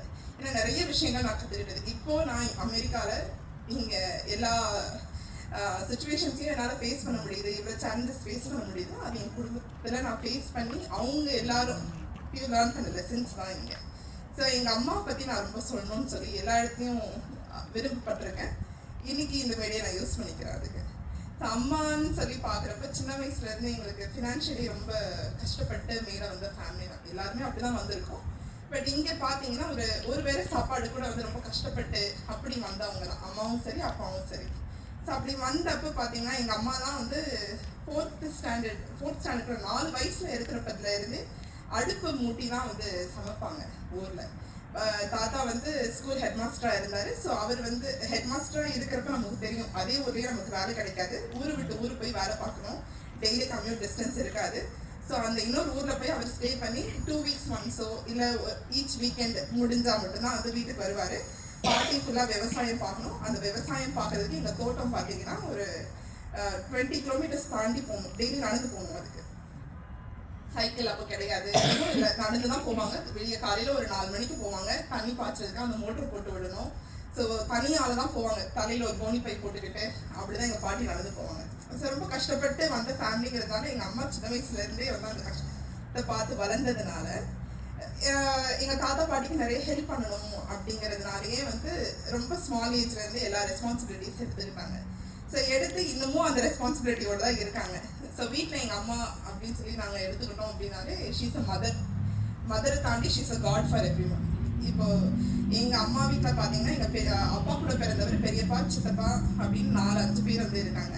ஸோ நாங்கள் எல்லாருமே ஒரே வீட்டில் தான் இருக்கோம். எல்லாருமே வந்து எங்கள் அம்மா வந்து அம்மான்னு சொல்லி சொல்லுவோம். Because she's so special. எங்களுக்கு எல்லா பசங்களையும் வளர்த்தது எங்கள் அம்மா தான் வளர்த்தாங்க. ஒரு படிப்பு சொல்லிக் கொடுக்குறதா இருக்கட்டும், இல்லை எல்லா விஷயத்தையும் வந்து பண்ணுறதா இருக்கட்டும், எந்த ஒரு பாரபட்சமும் இல்லாமல் இன்னமும் பண்ணுவாங்க. என்னைய விட எங்கள் அம்மாவுக்கு 2 பொண்ணுங்க நாங்கள்.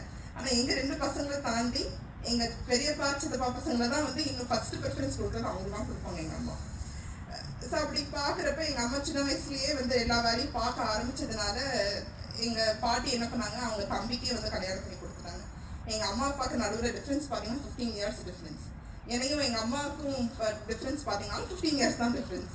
ஸோ ரொம்ப சின்ன வயசுலேயே அவங்க கல்யாணம் பண்ணதுனால வந்து நல்லா படிப்பாங்க. எங்கள் அம்மா 9th முடிச்சுட்டு 10th ஸ்டார்ட் பண்ணுறப்பயே வந்து அவங்க கல்யாணம் பண்ணி கொடுத்ததுனால பெருசாக எங்கள் அம்மா வந்து படிக்க முடியல.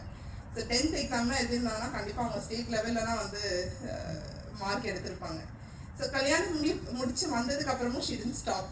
படிக்கணும்னு ரொம்ப ஆசை, பட் குடும்ப சூழ்நிலை அவங்களால வந்து பெருசாக படிக்க முடியல. படிக்காததுனால பசங்களை படிக்க வைக்கணும் அப்படின்னு சொல்லி இது பண்ணுவாங்க. அப்போ நாங்கள் படிக்கிற காலத்துலலாம் வந்து அவங்க கதையை சொல்லுவாங்க. எங்கள் அம்மாவும் சொல்லுவாங்க, எங்கள் அப்பாவும் சொல்லுவார். சொல்கிறப்ப எங்கள் அம்மா சொல்லுவாங்க, ஸ்கூலில் கவர்மெண்ட் ஸ்கூலில் தான் நம்ம ஊரில் தான் படிப்பாங்க கிராமத்தில் இல்லையா. ஸோ கவர்மெண்ட் ஸ்கூலில் படிக்கிறப்ப வந்து என்ன பண்ணுவாங்கன்னா, காலையில் 4 மணிக்கு எந்திரிக்கணும். எந்திரிச்சு மாடு இருக்கும் எங்கள் வீட்டில், எருமை மாடும் பசுமாடு விட எருமாடு தான் வந்து ஊர்லலாம் வந்து நிறைய இருக்கும். அந்த பால் தான் குடிப்பாங்க எல்லாரும். பால் கறக்கணும், கறந்துட்டு அங்கேருந்து ஸ்கூலுக்கு வந்து ஒரு 10 கிலோமீட்டர்ஸ் நடந்து போகணும். நடந்து போயிட்டு திருப்பி லஞ்ச் பிரேக் ஒரு 1/2 hour to 1 hour வந்து லஞ்ச் பிரேக் இருக்கும். அந்த லஞ்ச் பிரேக்கில் ஸ்கூல்ல இருந்து வீட்டுக்கு வருவாங்க, ஓடி வருவாங்களா எங்கள் அம்மா.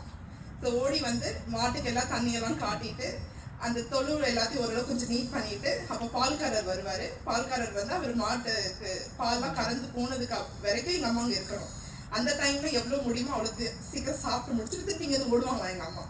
ஸோ அதை சொல்கிறப்ப வந்து இன்னுமே என்னால் இமேஜின் பண்ணி எப்படி அவங்க அதை பண்ணாங்க அப்படிங்கிறது எனக்கு தெரியல. ஷி வாஸ் ஜஸ்ட் 6 years அந்த டைம். 6 yearsல ஒரு பொண்ணுனால இவ்வளோ தைரியமாக இருக்க முடியுமா அப்படிங்கிறது வந்து ரொம்ப பெரிய விஷயம் தான். கேட்டப்போ எங்கள் அம்மா கிட்ட நான் இதை நிறைய கேட்டிருக்கேன், நீ எப்படி இவ்வளோ தைரியமாக இருக்க அப்படி சொல்லி கேட்டப்ப எங்கள் அம்மா அப்பா அந்த அளவுக்கு என்னை வளர்த்துருக்காங்க. அவங்க பட்ட கஷ்டம் தான் நீ இந்த அளவுக்கு வந்து என்ன இந்த சூழ்நிலைக்கு நீ வந்து தள்ளப்பட்டது. I was able to face so many challenges அப்படின்னு சொல்லியிருக்காங்க. ஸோ சொல்கிறப்ப ஒரு சில நேரம் வந்து ரொம்ப இதாக வந்து இருக்கும், எனக்கு நெகிழ்ச்சியாக வந்து இருக்கும். அதே சமயம் எங்கள் அப்பா பற்றி பேசணும் அப்படின்னாலும் எங்கள் அப்பாவும் அப்படி தான். அவங்க வீட்டில் வந்து ஜாயிண்ட் ஃபேமிலியாக இருந்து கொஞ்சம் பிரிஞ்சு போனவங்க தான் எங்கள் தாத்தா வீட்டிலலாம். ஸோ பிரிஞ்சு போனதுனா விவசாயத்தை ஃபுல்லாக எங்கள் தாத்தா தான் பார்த்துக்கிட்டாரு எங்கள் கிராமத்தில். ஸோ பார்த்துனால என்ன பண்ணார், அவர் பசங்க யாரையும் பெருசாக படிக்க வைக்கல. ஆனால் அவங்க சிப்ளிங்ஸ் பசங்க எல்லாருமே நல்லா படித்து இப்போ ஒரு நல்ல வேலையில் இருக்காங்க. அது ஒரு விஷயத்துல ஒரு பாசிட்டிவாக முடிஞ்சது, இன்னொரு விஷயத்துல எங்கள் நெகட்டிவாகவும் முடிஞ்சதுன்னு சொல்லிக்கலாம். பாசிட்டிவாக முடிஞ்சது என்னன்னா, இப்போ எங்கள் அப்பா அவங்க படிக்காததுனால சின்ன வயசுலேருந்தே கஷ்டப்பட்டு வளர்ந்ததுனால இப்போ ஒரு பெரிய ஆர்கனைசேஷன் நாங்கள் நடத்திட்டு இருக்கோம். இந்தியாவிலேயே வந்து ஒரு நம்பர் 1 பிஸ்னஸ்ன்னு வச்சுக்கலாம். எல்லா ஃபீல்ட்லேயுமே வந்து ஓரளவுக்கு நாங்கள் இருக்கோம். எஜுகேஷனாக இருக்கட்டும், டிரான்ஸ்போர்ட்டேஷன், லாஜிஸ்டிக்ஸ், ட்ரேடிங், எல்லாத்துலேயுமே வந்து ஒரு வெல் ஆஃப் ஃபேமிலியாக தான் வந்து இப்போ நாங்கள் இருக்கோம். அது காரணம் வந்து இவங்க எல்லாரும் ஒன்றும் ஜாயிண்டாக வந்து இருக்காங்க. இன்னொன்று அந்த கஷ்டப்பட்டு அவங்க ஃபேஸ் பண்ண சேலஞ்சஸ்லேருந்து அவங்க லேர்ன் பண்ண விஷயத்தினால அவங்க இந்த அளவுக்கு க்ரோ ஆகிருக்காங்க. ஸோ அதுக்கு எங்கள் தாத்தாக்கு நன்றி தான் சொல்லணும்.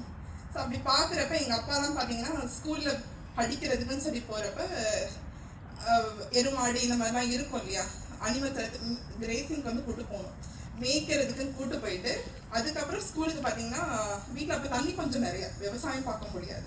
ஸோ பார்க்க முடியாத காரணத்தினால என்ன பண்ணுவாங்க, குளத்துல எங்கே தண்ணி இருக்கும் அங்கே தான் வந்து குளிப்பாங்களாம். ஸ்கூலில் கொடுக்குறது வருஷத்துக்கு 2 ட்ரெஸ் கொடுப்பாங்க. அந்த 2 ட்ரெஸ்ஸை தான் அந்த வருஷம் ஃபுல்லாக அவங்க போட்டுட்டு இருக்கணும். போய் குளிப்பாங்க, குளிச்சுட்டு அந்த ட்ரெஸ் நினச்சி அவங்க காய போட்டிருப்பாங்க. காய போட்டுட்டு அந்த ட்ரெஸ்ஸு காயிற வரைக்கும் அந்த தண்ணியிலே உட்காந்துருப்பாங்க. உட்காந்துட்டு திருப்பி வந்து அந்த ட்ரெஸ் ஓரளவு காய்ஞ்சதுக்கப்புறம் அதை போட்டுட்டு அதுக்கப்புறம் ஸ்கூலுக்கு போவாங்க அப்படின்னு சொல்லி எங்கள் அப்பா தான் சொல்லியிருக்காரு. இதெல்லாம் ரொம்ப பெரிய விஷயம். இப்போ நம்மளால பண்ண முடியுமா, பண்ண முடியாது தான். இப்போ ஒரு ட்ரெஸ் நம்ம எடுத்துகிட்டு போயிட்டு இருந்துச்சு, அடுத்த நேரத்துக்கு நம்ம என்ன பண்ணணும் அப்படிங்கிற மாதிரி நம்ம மைண்ட் யோசிக்குது இல்லையா. ஸோ இப்படி கஷ்டப்பட்டு வளர்ந்தவங்க தான் வந்து இங்கே பார்க்கணுன்னா வந்து வெளி இடத்துல தான் வேலை பார்த்துட்டு இருந்தாங்க. அம்மா அப்பாக்கெல்லாம் கல்யாணம் ஆனதுக்கப்புறம் வந்து தனித்தனியாக தான் வெளியில் ஒரு கூலி வேலைக்கு தான் பார்த்துட்டு இருந்தாங்க. பார்த்துட்டு சொந்தமாக ஒரு வண்டி வாங்கினாங்க. வாங்கிட்டு அப்படியே வந்து கொஞ்சம் கொஞ்சமாக வந்து மேலே படிப்படியாக வந்து ஏறி வந்தாங்க. ஏறி வரப்போ பார்த்தீங்கன்னா பசங்களை அடுத்து நாங்கள் தான் படிக்கணும், எங்கள் ஜென்ரேஷன் படிக்கலாம், ஆனால் எங்கள் அடுத்த ஜென்ரேஷன் நாங்கள் படிக்க வைக்கணும் அப்படின்னு சொல்லி ரொம்ப ஒரு வெறி எங்கள் அப்பாவுக்கும். வீட்டில் பெரியவங்க, அதாவது எங்கள் முன்னாடி இருந்த ஜென்ரேஷனுக்கு வந்து ஒரு பெரிய வெறினே வச்சுக்கோங்க. ஸோ அந்த வெறியில் என்ன பண்ணாங்க அப்படின்னா, டெய்லி காலையில் நாங்கள் எல்லோரும் வந்து 7 பசங்க, எங்கள் 7 பசங்களும் காலையில் எங்கள் அம்மா ஒரு 4 மணிக்கு எழுப்பி விடுவாங்க. எழுப்பி விட்டுட்டு படிப்பு சொல்லி கொடுக்குறது எங்கள் அம்மா தான். இன்ஃபேக்ட் அவங்கள பற்றி இன்னொரு விஷயம் என்ன சொல்லணும்னா, எங்ககிட்ட இருந்து அவங்க வந்து நிறைய லாங்குவேஜஸ் லேர்ன் பண்ணியிருக்காங்க. நான் பெங்களூரில் படித்த பொண்ணுங்கிறதுனால கன்னடா, ஹிந்தி பெருசாக வந்து அவங்க தெரியாது. அவங்களாம் தமிழ்நாட்டிலேருந்து வந்தவங்க. ஸோ டிஃப்ரெண்ட் லாங்குவேஜ் லேர்ன் பண்ணி எழுத படிக்க தெரிஞ்சது. இப்போ எங்கள் அம்மா என்னைய விட இன்னும் நல்லா வந்து கவிதை எழுதுறது, ஸ்டோரி எழுதுறதெல்லாம் பண்ணுவாங்க அந்த லாங்குவேஜஸில். ஸோ எங்ககிட்ட லேர்ன் பண்ணி மேத்தில் இருந்து சயின்ஸில் இருந்து எங்களுக்கு சொல்லிக் கொடுக்குறப்பயே வந்து நாங்கள் தான் டீச்சர். அவங்களுக்கு ஒன்றுனா வந்து லேர்ன் பண்ணுவாங்க. லேர்ன் பண்ணி விட்டு தான் என்னை விட 10th இன்னும் நல்லாவே மார்க் எடுத்துப்பாங்க தான் எங்கள் அம்மா. ஆனால் என்ன பண்ணுறது, எழுதலை, எக்ஸாம் எழுதாததில்லை, பெருசாக தெரியல. டெய்லி மார்னிங் எங்களை எழுப்பி விடுவாங்க. எழுப்பி விட்டுட்டு நாங்கள் தான் வந்து ரெடி ஆகும், உட்காந்து படிக்கணும். ஒரு 3 hours வரைக்கும் நாங்கள் படிக்கணும். ஷார்ப்பாக 9 o'clock எங்களுக்கு ஸ்கூல்னால் 8 மணிக்கு எங்களை குளிக்க அனுப்புவாங்க. போயிட்டு குளிச்சுட்டு எல்லோரும் சேர்ந்து சாப்பிடுவோம். சாப்பிட்டு முடிச்சுட்டு ஸ்கூலுக்கு போகிறப்போ ஒரு ஓம்னி கார் தான் போயிருந்தது நாங்கள் படிச்சுட்டு இருந்த டைம்லாம். ஸோ ஓம்னி காரில் கூப்பிட்டு போவாங்க. கூப்பிட்டு போய் ட்ராப் பண்ணுறது வந்து எங்கள் அம்மா தான் பண்ணுவாங்க. எங்களுக்காகவே ட்ரைவிங்கும் வந்து லேர்ன் பண்ணிக்கிட்டாங்க. ஸோ ட்ரைவ் பண்ணி கூப்பிட்டு போவாங்க. கூப்பிட்டு போயிட்டு வீட்டுக்கு வருவோம். வந்து எங்களுக்காக புதுசாக சமைப்பாங்க. சமைச்சிட்டு லஞ்ச் பிரேக்கில் எங்களுக்கு சூடு சூடு அப்படி சாப்பாடு எடுத்துகிட்டு வருவாங்க. ஓம்னி காரில் பார்த்தீங்கன்னா அந்த நடுவில் 2 சீட் இருக்கும். அந்த 2 சீட்டுக்கு நடுவில் தான் வந்து உட்கார வச்சு ஒரு பெரிய பாத்திரத்தில் வந்து உருண்டை திரட்டி போட்டு 6 ஆளுக்கு ஒரு வாய் ஊட்டி விட்டுட்டு ஸ்கூல் கிளம்புங்க அப்படின்னு சொல்லி அனுப்பி விடுவாங்க. அனுப்பி விட்டுட்டு திருப்பி ஈவினிங் எங்களை பிக்கப் பண்ணுறதுக்கு வருவாங்க. இன்னமும் அந்த ஊருக்கு போனால் ஓம்னி ஆண்டி தான் சொல்லுவாங்க எங்கள் அம்மாவை பார்த்துட்டு. இப்போ 3-4 இயர்ஸ் பேக் நான் வந்து இந்தியா போனப்போ வந்து எங்கள் ஸ்கூலை மீட் பண்ணுறதுக்காக வந்து எனக்கு ஒரு சான்ஸ் கிடைச்சிது. கல்யாணத்துக்கு எங்கள் டீச்சர்ஸ் இன்வைட் பண்ணணும், எங்கள் அண்ணன் கல்யாணத்துக்கு போகணும்னு சொல்லிட்டு இன்வைட் பண்ணுறதுக்காக போயிருந்தோம். இன்னமும் எங்கள் ஸ்டோரியை பார்த்தீங்கன்னா எங்கள் டீச்சர்ஸ் வந்து அங்கே இருக்க ஸ்டூடெண்ட்ஸுக்கு இப்போ இருக்க கரண்ட் ஜென்ரேஷனுக்கு சொல்கிறாங்கன்னு சொல்லி எங்கள் டீச்சர்ஸ் சொன்னாங்க. சொல்கிறப்ப ரொம்ப பெருமையாக இருக்குது. ஏன்னா நாங்கள் படித்தது வந்து ஜாயின்ட் ஃபேமிலியாக நாங்கள் இருந்து படித்ததுனால இப்போ கம்ப்ளைண்ட்ஸும் நிறையா நடக்கும் எங்களை பற்றி. அண்ணன் நல்லா படிப்பான், நல்லா டான்ஸ் ஆடுவான், அதுமாதிரி நானும் நல்லா பண்ணுவேன். இப்போ நாங்கள் 2 பேரும் சேட்டை பண்ணுறோம் அப்படின்னா வந்து எங்களுக்குள்ளே வந்து மாற்றி மாற்றி கம்ப்ளைண்ட் பண்ணிக்கிடுவாங்க. நான் படிச்சுட்டு இருக்க கிளாஸ் எங்கள் அண்ணனை போய் கூப்பிட்டு வர சொல்லி பாரு ஒரு தங்கச்சி இப்படி பண்ணுறா அப்படின்னு சொல்லி சொல்லுவாங்க. பட் எங்களுக்கு கூட அது நிறைய நடந்தாலுமே அந்த ஒரு பாசத்தை வந்து இன்னமும் வந்து நெக்ஸ்ட் ஷேர் பண்ணுறாங்க, நெக்ஸ்ட் ஜென்ரேஷனுக்கு ஷேர் பண்ணுறாங்க அப்படிங்கிறது வந்து ரொம்ப பெருமையான ஒரு விஷயம்.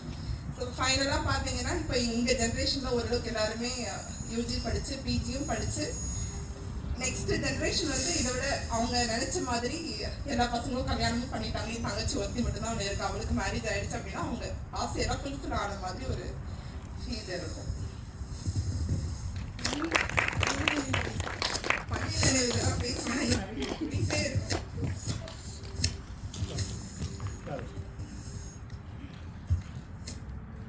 எளிதா ஃபர்ஸ்ட் டைம் பேசுகிறேன். கேட்கும் போதெல்லாம் என்னை பார்ப்பாரு, நான் பேசினதே இல்லை. ஆனால் எங்கள் மாமனாரை பேசணும்னு நான் மட்டும் எனக்கு அப்படியே வரும். இன்னைக்கு வந்து எங்கள் டீச்சர் ஸ்டார்ட் பண்ணனால அவர் ஒரு டீச்சர் ஹெச்ஓடியாக இருந்துட்டாரு. அவரை பற்றி பேசணுன்னா எனக்கு கண்டிப்பாக அப்படியே ரொம்ப இமோஷ்னலாக ஆகிடுறேன். அவரும் எந்த ஊரில் ஃபஸ்ட்டு டீச்சர். அப்புறம் அந்த ஃபஸ்ட்டு டீச்சர் வந்து அவர் படித்து ஃபஸ்ட்டு டீச்சர் ஆனோன்னா அது ஓகே அவர் ஸ்டாப் பண்ணலாம். அவர் வந்து அவங்க ஊரில் ரொம்ப எல்லாத்துக்கும் பேசிக் நெசிட்டிக்கு ரொம்ப கஷ்டம். அந்த ரோடு இல்லை, டேங்க் எல்லாமே நிறைய விஷயம். பட் ஸ்டில் அவர் வந்து அதுக்கப்புறம் படித்ததுக்கப்புறம் அவர் வந்து அவர் எழுத்து மூலியமாகவே லைக் லெட்டர் போட்டு மெயின் ரோட்லேருந்து உள்ளே வரதுக்கு ஒரு 5 கிலோமீட்டர்ஸ் இருக்கும், அதுக்கு மெயின் ரோடு போட வச்சது. அப்புறம் ஊருக்கு டேங்க் பண்ண வச்சது. ஒவ்வொரு இடத்துக்கு போகும்போதும் அந்த வேலை நடக்கலைன்னா ஜஸ்ட் ரைட் பண்ணி ஃபஸ்ட்டு ஒரு ஆஃபீஸருக்கு லெட்டர் போடுவார், அது முடியலைன்னா அடுத்த ஆஃபீஸ். அப்போ தான் வந்து எனக்கு என்ன இன்ஸ்பிரேஷனாக இருக்குன்னா ஒரு படிப்பு நமக்கு இருந்துச்சுன்னா எவ்வளோ பவர்ஃபுல்லாக யூஸ் பண்ணலான்ற விஷயம் வந்து நான் என் மாமனார்கிட்டேருந்து கற்றுக்கிட்டேன். அது பார்க்கும்போது அவர் வந்து நம்ம படித்த வந்துட்டு நம்ம ஃபேமிலிக்கு இல்லாமல் அப்புறம் ஊரில் வந்து ஒவ்வொரு வீட்லேயும் போயிட்டு பசங்க படிக்காத பசங்கள்லாம் ஏன் படிக்கல ஒவ்வொருத்தையும் ஸ்கூலில் ஜாயின் பண்ணி வச்சு அவங்கள படிக்க வச்சு அப்படி இருக்கும்போது இப்போ அந்த ஸ்கூல்லேயே இந்த ஊர் பார்க்கும்போது ஒருத்தர் கூட இப்போ எல்லாமே வந்து double degree or single degree at least இருக்காங்க.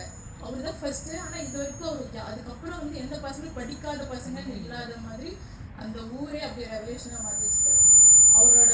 அவர் வந்து ஒவ்வொரு சின்ன இப்போ நாங்கள் ஊருக்குள்ளே என்டராகவே போகும்போது அந்த ரோடு பார்க்கும்போது ஸ்ட்ரீட் லைட் பார்க்க டேங்க் பார்க்கும்போது அவரோட மெமரிஸ் எங்களுக்கு அப்படியே ஒரு ஃபீல் ஆகும். அது மட்டும் இல்லாமல் அவர் இறந்தப்போ ஜஸ்ட் அந்த மாலை கடையிலலாம் பார்க்கும்போது எங்கள் ஊர் டீச்சர் சொல்லிட்டு அந்த கடையெல்லாம் அடைச்சி அப்புறம் எல்லா டீச்சருக்கு அந்த மாலையெல்லாம் வந்து வாங்குறவங்களுக்கு ஃப்ரீயாக கொடுத்து அப்புறம் அவர் இறந்தப்போ பார்க்கும்போது மாலையெல்லாம் அப்படி டபுள் மடங்கு அந்த அளவுக்கு இருந்துச்சு எங்களுக்கு. அது எடுத்து போடுறதுக்கு அவ்வளோ வந்து அப்போ தான் வந்து லைக் நம்ம படித்தாலும் நம்ம வந்து அதை ஸ்டாப் பண்ணாமல் நம்ம மித்தவங்களுக்கு எப்படி ஹெல்ப் பண்ணுறோம், நம்ம எப்படி அதை ரெகுலேஷனாக மாற்றுறோன்றது வந்து எங்கள் மாமனார்.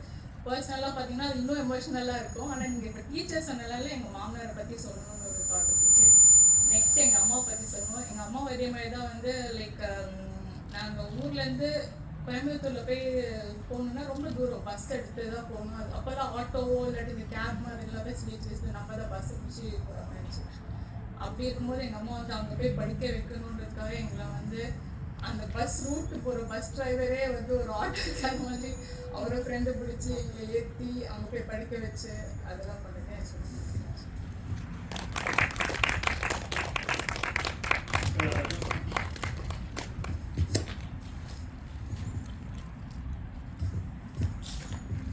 எங்கேருந்து ஸ்டார்ட் பண்ணுறது தெரியல, பட் ஆரம்பிக்கிறேன். ஃபஸ்ட்டு உறவுகள் இருந்தே ஆரம்பிக்கிறேன். உறவுகளில் சொல்லணும்னா எனக்கு எங்கள் அப்பா அம்மாவை தாண்டி ரொம்ப பிடிக்கும்னா எங்கள் பாட்டி தாத்தா தான் பிடிக்கும். அது எல்லாருக்குமே தெரிஞ்சது தான். எல்லாருக்குமே லைக் அப்பா அம்மாவை விட யாரை பிடிக்கும் அப்படின்னா பாட்டி தாத்தா. ஏன் தெரியாது எனக்கு.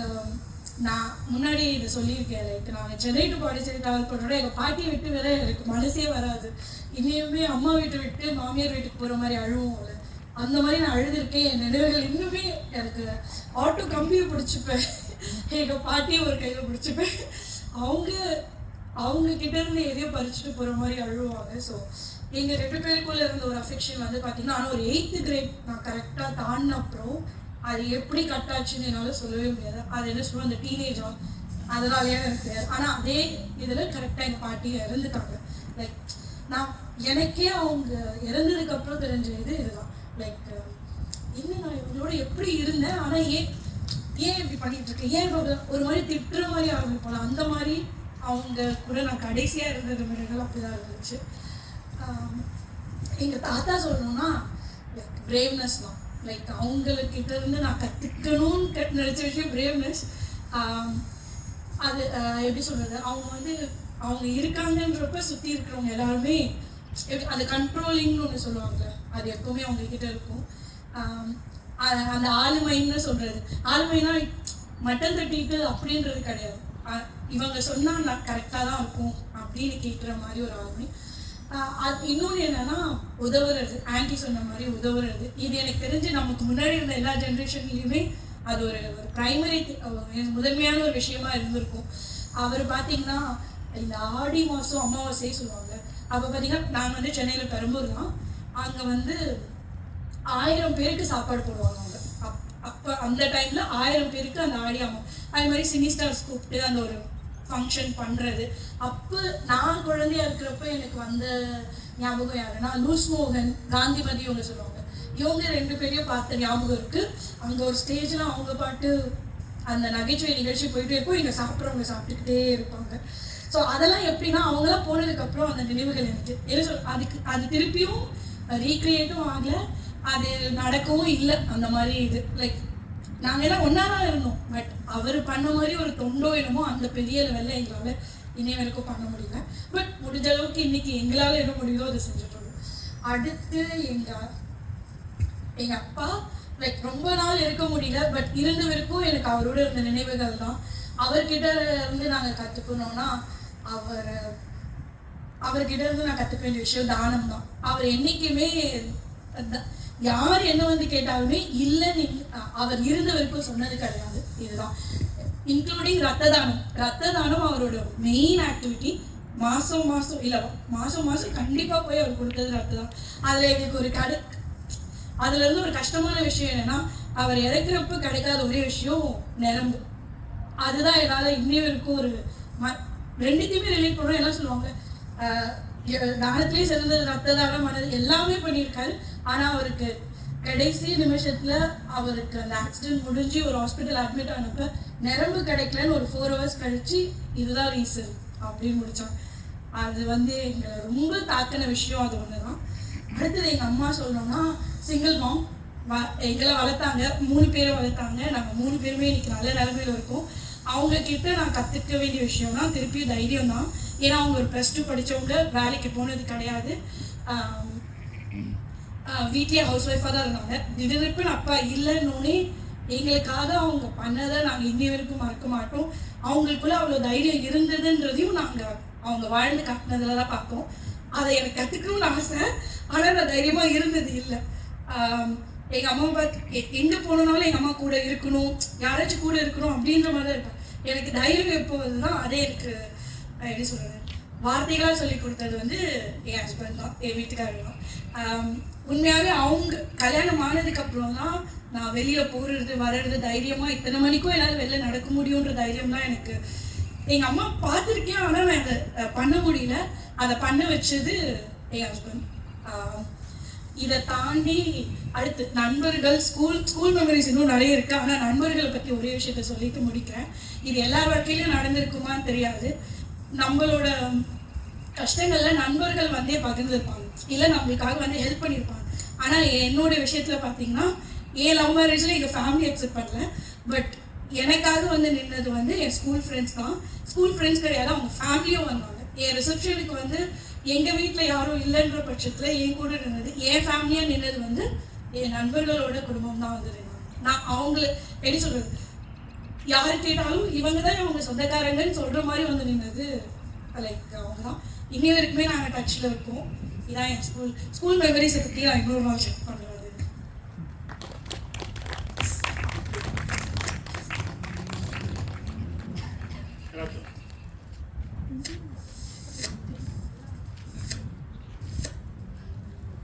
நல்லா பேசிட்டே இருப்பேன்.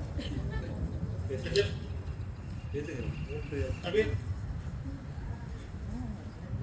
நான் ஒரு கவிதை மட்டும் சொல்லலாம்.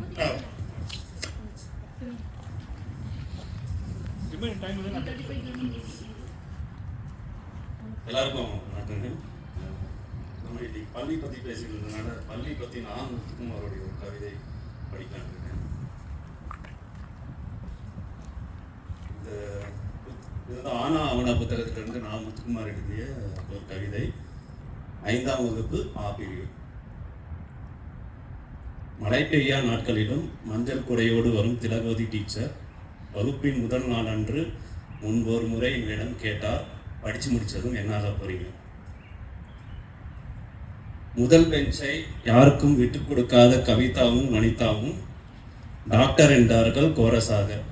இன்று கல்யாணம் முடிந்து குழந்தைகள் பெற்று ரேஷன் கடையில் வரிசையில் கவிதாவையும் கூந்தல் செருகிய சீப்புடன் குழந்தைகளை பள்ளிக்கு அனுப்பும் வனிதாவையும் எப்போதாவது பார்க்க நேர்கிறது.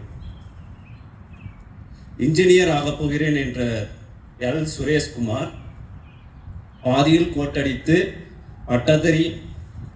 பட்டுத்தறி நெய்ய போய்விட்டான். எங்கள் அப்பாவுடைய இரும்பு கடையை பார்த்துப்பேன். கடைசி பெஞ்ச் CN ராஜேஷ் சொன்னபோது எல்லோரும் சிரித்தார்கள்.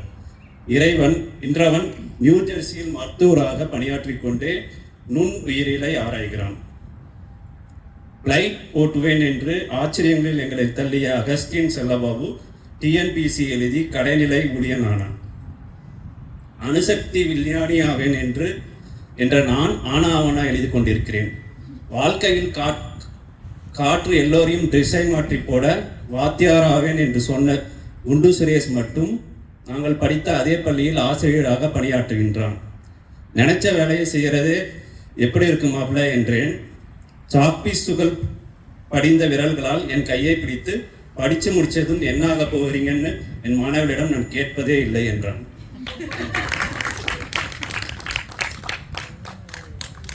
முத்துக்குமார் கவிதை பல எமோஷன் ஆகிடுது. இது எப்பயே படிச்ச கவிதை சார், நீங்க சொன்னீங்களா தெரியாது. வேற யாராவது செல்வா நீங்க ஏதாச்சும் சொல்லவா?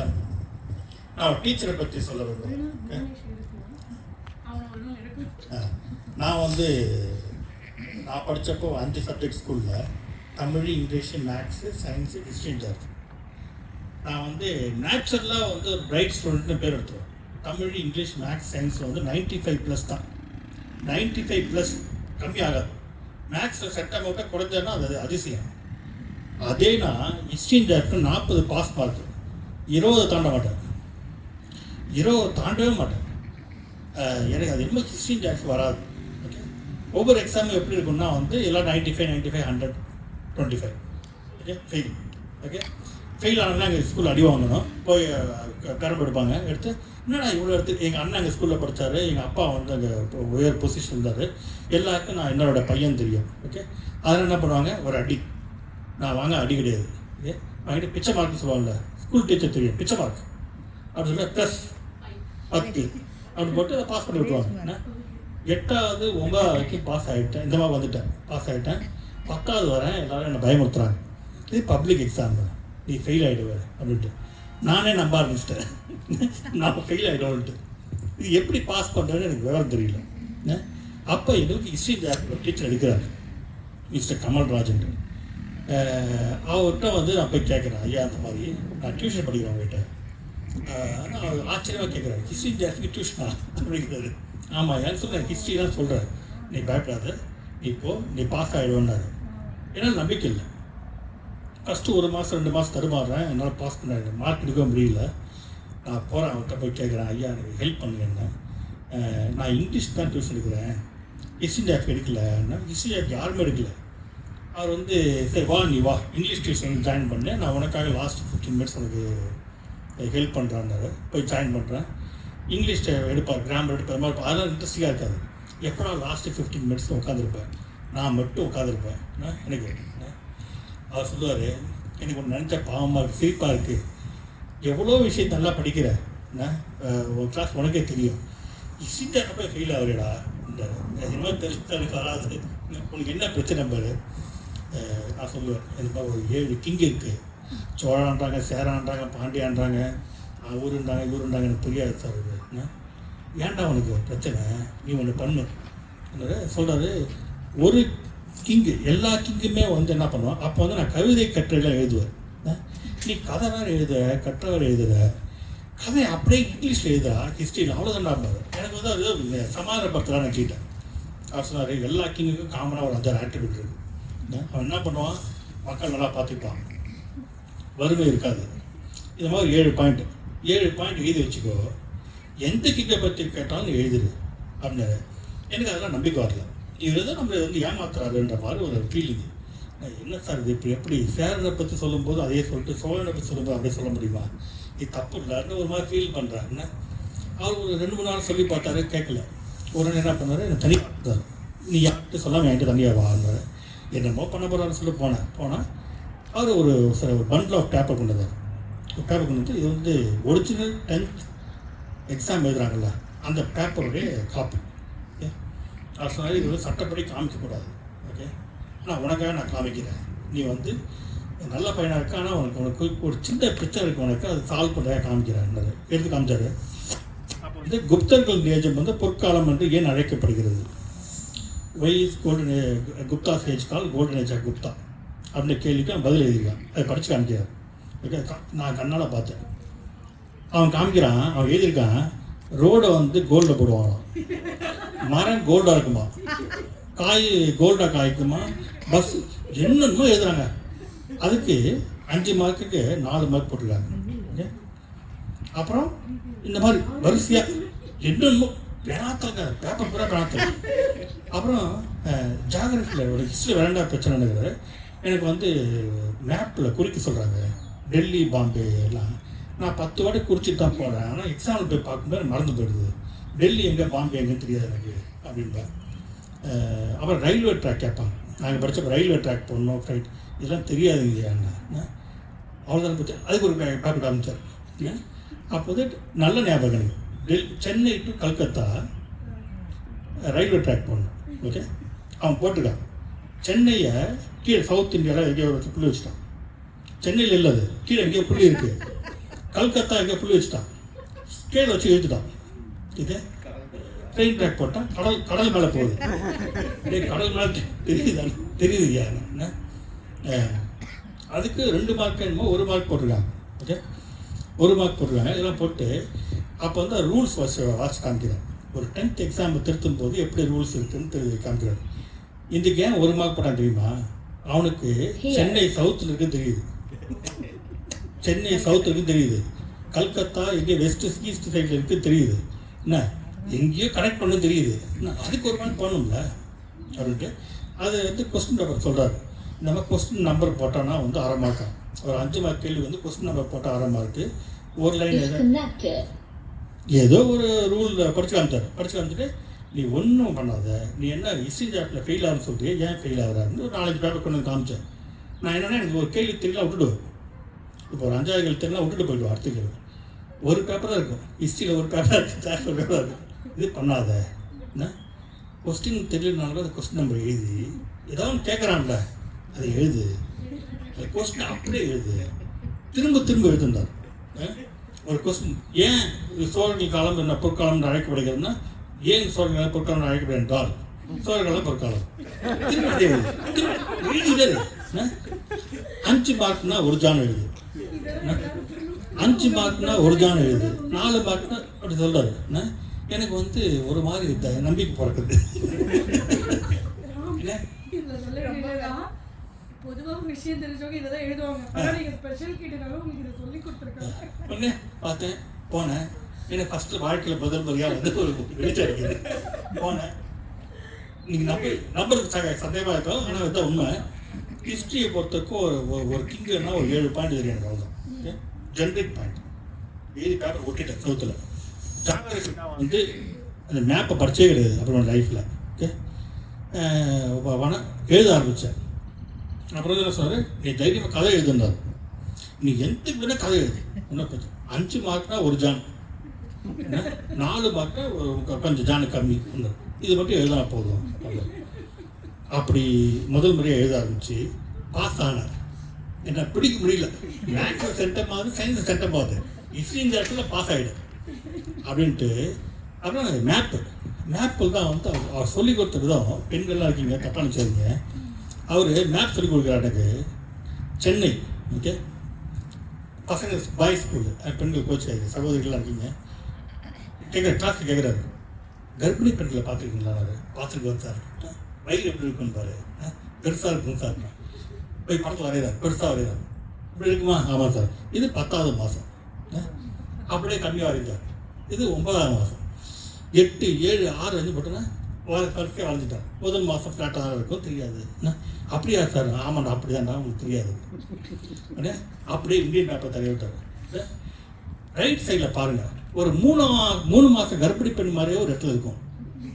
உண்மைங்க, 3 மாதம் கர்ப்பிணி பெண் மாதிரியே ஒரு இடத்துல இருக்கும். அது எந்த இடம் பாருங்க பாரு.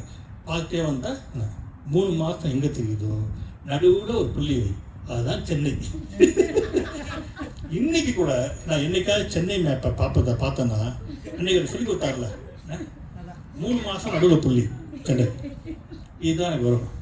அப்புறம் வந்து சொன்னேன் சார், நிறைய டைனாஸ்டி, சேராஸ் டைனாஸ்டி லைன் போடணும், சோழ டைனாஸ்டி லைன் போடணும், ஒரு மாதிரி இருந்தால் நீ அப்படியே நான் பண்ணேன், ஸ்கெட்ச் எடுத்துக்கோ, மேப் எங்கே வேணால் சவுண்டு போடு, லேண்டில் போடணும், நீ பாஸ் ஆகணும், அவ்வளோதானே உனக்கு, நான் பாஸ் ஆக வைக்கிறேன், நீ ஸ்கெட்ச் எடுத்துக்கோ, கண்ணை மூடிக்கோ, ஒரு இடத்துல ரவுண்டை போடு, இதுதான் சோழன் போடு, உனக்கு மார்க் உண்டு தான். ஓகே, நான் உண்மையிலே ஹானஸ்டாக சொல்கிறேன். அப்படியே ஆரம்பித்து எழுதி நீங்கள் இப்போ சொன்னாலும் நம்பிங்களா தெரியாது. ஹிஸ்ட்ரி இந்த ஸ்கூல் ஃபஸ்ட் நான் 93 டேய் நீயாடா அப்படின்னாரு. அது என்னால் நம்ப முடியல. அது எப்படி கான்ஃபிடன்ஸ் வந்துச்சுன்னா வந்து அவருக்கு சொல்லித்தர என் நம்பிக்கை கொடுத்தாரு. எனக்கு ஒரே ஒரு நம்பிக்கை கொடுத்தாரு. கதையை சொல்கிற டெக்னிக்கை சொன்னார் மிஸ்டர் கமல்ராஜ். அவர் வந்து 2-3 வருஷமாக வந்து அவர்கிட்ட பேச ட்ரை பண்ணுறேன். அவர் பேசக்கூடிய சில நிலைமையில் இல்லை அப்படின்றாங்க. நான் 2 இயர்ஸ் பேக் இந்தியா போயிருந்துருக்கணும். போகும்போது அப்போ அப்பாயின்மெண்ட் வாங்கிச்சிருந்தேன். அது அவர் வந்து இப்போ பேசக்கூடிய நிலைமையில் இல்லை. அவங்க மருமகன் தான் இப்போ அப்பாயின்மெண்ட் வாங்கிச்சிருந்தேன். போய் பார்க்க முடியல. இப்போ வருஷம் போக முடியல. இப்போ வந்து நான் ஆடியோ மெசேஜ் அனுப்புகிறேன், அவர்கிட்ட போட்டு காமிங்க. இது விஷயத்தை நான் வந்து ஒரு 7-8 மீட்டில் பேசிட்டேன் அவரை பற்றி. நான் அவர்கிட்ட சொல்கிறேன். கமல்ராஜ் யாராச்சும் வாங்க, கண்டிப்பாக வச்சிருக்கோம். ஏன் எனக்கு தெரியல, எனக்கு தெரியல. ஹிஸ்ட்ரி ரொம்ப ஆமாம். இப்போ உங்கள்கிட்ட நான் சொல்கிறேன், பேர் கேட்குறாங்க, உங்கள்கிட்ட எத்தனை நாள் கேட்டிருக்கோம் பேர். இந்த விஷயம் தான் எனக்கு பழைய காலத்தில் இருந்திருக்குன்னு நினைக்கிறேன். கிங்கை வந்து ஆமாம் கனெக்ட் பண்ணாது சொன்னால் வந்தது. அது எனக்கு ரொம்ப சிரமப்பட்டேன். ஓகே, ரெயின் சொல்லி அங்கே போய் நான் சொன்னதுக்கு அப்புறம் எனக்கு ஒரு ஸ்டோரி ஞாபகம் இருக்குங்க. வாங்க வாங்க காட்டி.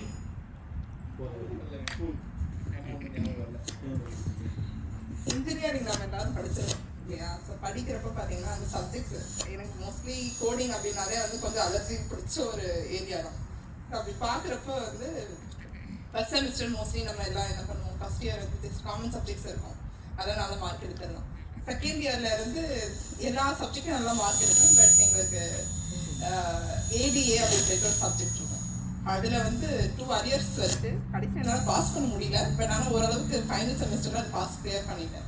ஆனால் அதுக்கான டெக்னிக் என்னங்கிறது கடைசி ராம் சொன்ன மாதிரி எனக்கு லாஸ்ட் செமஸ்டர் தான் புரிய வந்தது. எந்த கொஸ்டின் எழுதுறியோ ஆனால் இருக்கிற எல்லாத்துக்கும் வந்து ஆன்சர் மட்டும் எழுதிடு, எதுக்கு மார்க் கிடைக்குதோ கிடைக்கிற எதுக்கும் உனக்கு கிடைக்கட்டும் அப்படின்னாங்க. இருந்த எல்லா செமஸ்டர்லையும் மீடியம் சப்ஜெக்டாக படிச்சுட்டு வந்த பொண்ணு 8th செமஸ்டரில் நான் தான் காலேஜ் டாப்பர். அவர் சொன்னதுக்கப்புறம் எனக்கு அதுதான் ஞாபகம் வருது. ஆனால் இந்த ஒரு சூட்சமாக எனக்கு வந்து ஃபைனல் செமஸ்டர் படிக்கிறப்ப தான் எனக்கு தெரிஞ்சிருக்கு. அந்த அளவுக்கு நானும் மக்கா இருந்திருக்கேன் ஒரு மாதிரி.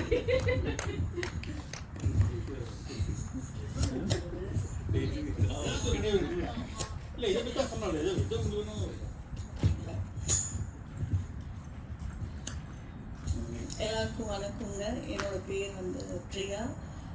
ஆக்சுவலி நான் இப்போ ரீசெண்டான மெமரி சொல்கிறேன். நான் ஒரு 2 வீக்ஸ் பேக் தான் இந்தியா போயிட்டு வந்தேன்.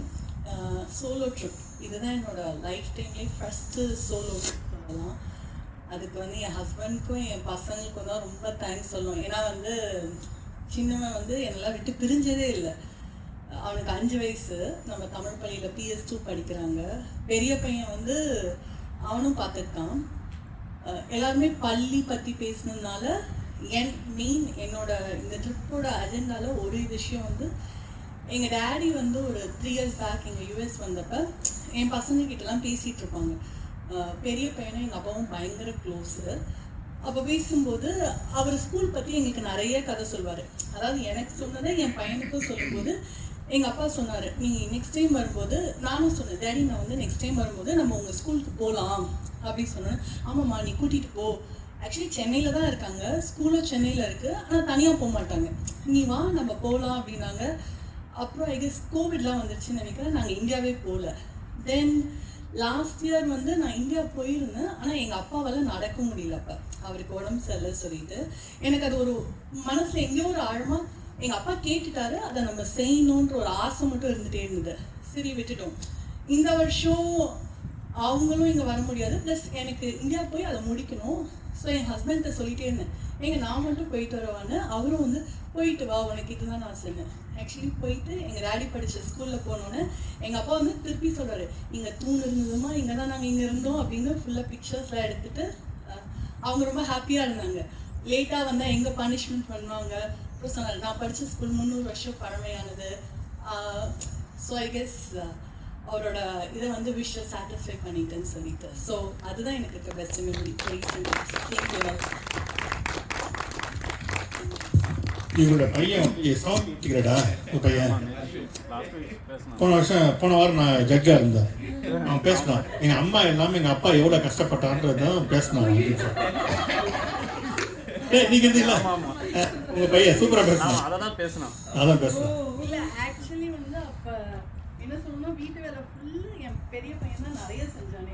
லைக் அவன் சொல்லுவான், என்கிட்ட பேசவே இல்லை. எனக்கு என்ன வருத்தம்னா, ஐயோ அவன் டீனாரா, அதனால என்னை மிஸ் பண்ண மாட்டேங்கிறான்னு எனக்கு ரொம்ப வருத்தமா இருந்தது. ஏன்னா லாஸ்ட் இயரும் நான் பர்சனல் எமர்ஜென்சி போனப்ப மிட் நைட்லாம் மெசேஜ் அனுப்புவோம், அம்மா நான் வந்து மிஸ் பண்றேன், நீங்க எப்போ வருவீங்க? நான் சொன்னேன், நீயே வந்துடுவேடா, ஏன்னா தாத்தா பார்க்கணும் அப்படின்னு சொல்லிட்டு. ஏன்னா அவன் தான் ரொம்ப க்ளோஸ். எங்கள் டேடிக்கு வந்து எப்படின்னா இந்த மஞ்சப்பை தாத்தா மாதிரி. அந்த படம் பார்க்கும்போதே என் பேரை எனக்காக வந்துடுவான்லம்மா அப்படின்வாரு. டேடி நான் வரணுமா உன் பேரை வரணுமா அப்படின்னு.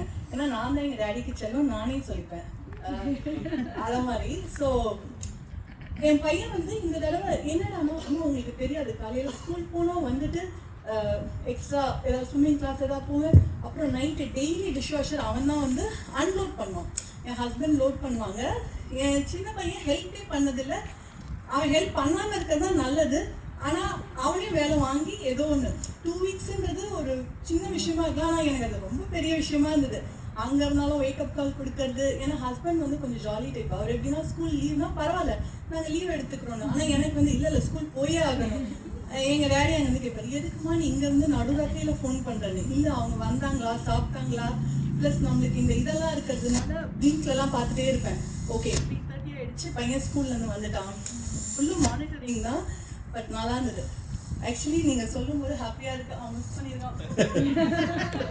நான் ஒரு மாதம் என் ஒய்ஃப் நான் 2 பசங்களை பார்த்துட்டேன். சம்டைம்ஸ் அழுவேன். பிரேக்ஃபாஸ்ட் சாப்பிட்டு எழுந்திருப்பாங்க, நைட் டின்னருக்கு என்ன கேட்பாங்க. பிரேக்ஃபாஸ்ட் முடிஞ்சு லஞ்சு இருக்கு, லஞ்சு அப்போவே கேட்பாங்க, டின்னர் சாப்பிட்டு நாளைக்கு காலை பிரேக்ஃபாஸ்ட்டாக கேட்பாங்க. போதும் இருக்கும், கட்டு வாங்க கட்டு 5 நிமிஷம் தான் டைம். ஏதாவது ஒரு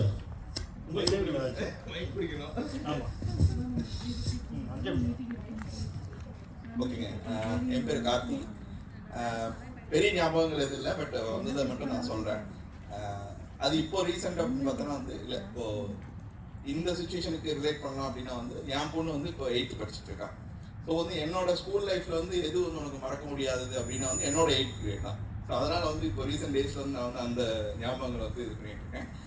அதில் வந்து குறிப்பாக சொல்லணும்னா வந்து என்னோடய ஃப்ரெண்டு, அவர் பேரும் கார்த்தி. ஸோ நாங்களாம் வந்து 8th முடிச்சிட்டோம். 8th முடிச்சுட்டு வந்து ஒரு சிலர் வந்து அதே ஸ்கூலில் வந்து கன்டினியூ பண்ணுவாங்க. அது higher secondary school, government higher secondary school. But எங்கள் அப்பா என்ன பண்ணாருன்னா வந்து சரி இந்த பையன் நல்லா படிக்கணும் அப்படின்ட்டு வந்து அப்போலாம் அப்போ நம்மளாம் படிக்கும்போது வந்து ரொம்ப ஸ்ட்ரிக்டான ஸ்கூலு, ரொம்ப மார்க் ஸ்கோர் பண்ணுற ஸ்கூலு அந்த மாதிரியெல்லாம் இருக்கும். ஸோ நான் இருந்தது வந்து திருப்பூர் மாவட்டம், நாங்கள் அங்கே இருந்தது. ஸோ அங்கே வந்து திண்டுக்கல் மாவட்டத்தில் வந்து ஒரு நல்ல ஸ்கூல் ஒன்று இருக்கும். பக்கத்தில் இருந்தீங்கன்னா கேள்விப்பட்டிருப்பீங்க, திண்டுக்கல் சோலை நாடார் அப்படின்னு சொல்லுவாங்க. அது வந்து ரொம்ப ஸ்ட்ரிக்ட்டுக்கு வந்து ரொம்ப பேர் போனது, ஒன்லி பாய்ஸ் ஸ்கூல் அது. ஸோ வந்து நாங்கள் எல்லாம் ஸ்கூலெல்லாம் முடிச்சுட்டு, ஸோ என்னோடய ஃப்ரெண்ட் வந்து அவர் பேர் கார்த்திக், அவர் வந்து என்னோட 8th கிளாஸ் டீச்சரோட பையன். ஸோ நாங்கள் வந்து எப்போவுமே ஒரு ஒரு கேங்காக இருப்போம், எங்கே போனாலும் இது பண்ணுறோம். நார்மலாக ஸ்கூல்ஸில் வந்து அப்போலாம் ஸ்கூல்ஸில் பார்த்தீங்கன்னா வந்து ஆசிரியர்களுக்கு தேவையான ஹெல்ப் பண்ண நம்ம தான் பண்ணுவோம். ஸோ எங்கள் சார் வந்து அப்பாவு, அவரோட பேர் அப்பாவு, அவரோட TVS 50 இருக்கும். ஸோ அதுக்கு பெட்ரோல் போடுறது அப்படின்னா வந்து நாங்கள் தான் போவோம் எடுத்துக்கிட்டு. நான் அவங்க பையன் பேர் தான் கார்த்தி. ஸோ நாங்கள்லாம் போவோம். ஸோ எங்கே போனாலும் ஒன்றா தான் போவோம். அவருக்கும் நல்லா தெரியும், நாங்கள் எல்லாம் நல்லா க்ளோஸ் ஃப்ரெண்ட்ஸு அப்படின்ட்டு. ஸோ எக்ஸாம்லாம் முடிச்சுட்டு எல்லாம் போகலாம் அப்படின்ட்டு அந்த ஃபைனல் எக்ஸாம் முடிச்சிட்டோம். ஸோ அவர் எங்களோட சார், அந்த கார்த்தியோட அப்பா, அவங்க வந்து இன்னொரு கிளாஸ்க்கு வந்து எக்ஸாம்ஸ் போயிட்டுருக்கு, அவர் வந்து இது பண்ணிட்டு இருந்தார். அப்புறம் சரி நாங்கள் கடைசியாக முடிச்சுட்டு போகும்போது போய் பார்த்துட்டு போகலாம் அப்படின்ட்டு நான் அப்படி அந்த வழியாக போனேன். அப்போ வந்து அவர் கூப்பிட்டானே வாப்பா அப்படின்ட்டு, அடுத்த வருஷம் தான் கன்டினியூ பண்ணுறியா இல்லை வந்து எங்கேயும் வெளியில் போய் போறியா அப்படின்னு சொன்னார். அப்புறம் நான் அப்போ சொன்னேன் வந்து இல்லை எங்கள் அப்பா வந்து எங்கேயும் வெளியில் சேர்த்துற மாதிரி சொல்லிட்டு இருக்காரு அப்படின்னு சொன்னான். அப்படியா, எங்கே போகிறீங்க, என்ன பண்ணுறீங்க அப்படின்னு கேட்டார். அப்போ நான் சொன்னேன், இந்த மாதிரி திண்டுக்கல் பக்கத்தில் வந்து ஒரு ஸ்கூல் இருக்கேன், அங்கே போய் சேர்த்துறேன். ஓ அப்படியா, சரி நானும் பார்க்குறேன் அப்படின்ட்டு அவர் வந்து விசாரிச்சுட்டு மறுபடியும் வந்து இப்போ நான் அங்கே போகாமல் இருந்திருந்தேன் அப்படின்னா வந்து அவன் வந்து அதுலேயே கண்டினியூ பண்ணிட்டு இருப்பான், அங்கேயே இருந்திருப்பான். அவன் வந்து வாடகை எங்கள் அப்பா போய் பார்த்துட்டு போகலாம் அப்படின்னு அவன் தான் என்னை கூப்பிட்டான். அதை வந்து நான் போய் கூப்பிட்டதுனால வந்து அவனும் வந்து அந்த ஸ்கூலில் வந்து கடைசியில் வந்து மாட்டிக்கிட்டான். அது வந்து அவன் தெரியல, அவன் வந்து அதை நல்லா தான் நினச்சிட்டு இருக்கானா எதான்னு தெரியல. பட் எனக்கு அந்த ஞாபகம் தான் வரும், நம்மளை கூப்பிட்டு போகிறதுனா இவன் வந்து மாட்டிக்கிட்டானே அப்படின்ட்டு. அதுதான் என்னோட ஒரு ஞாபகம்.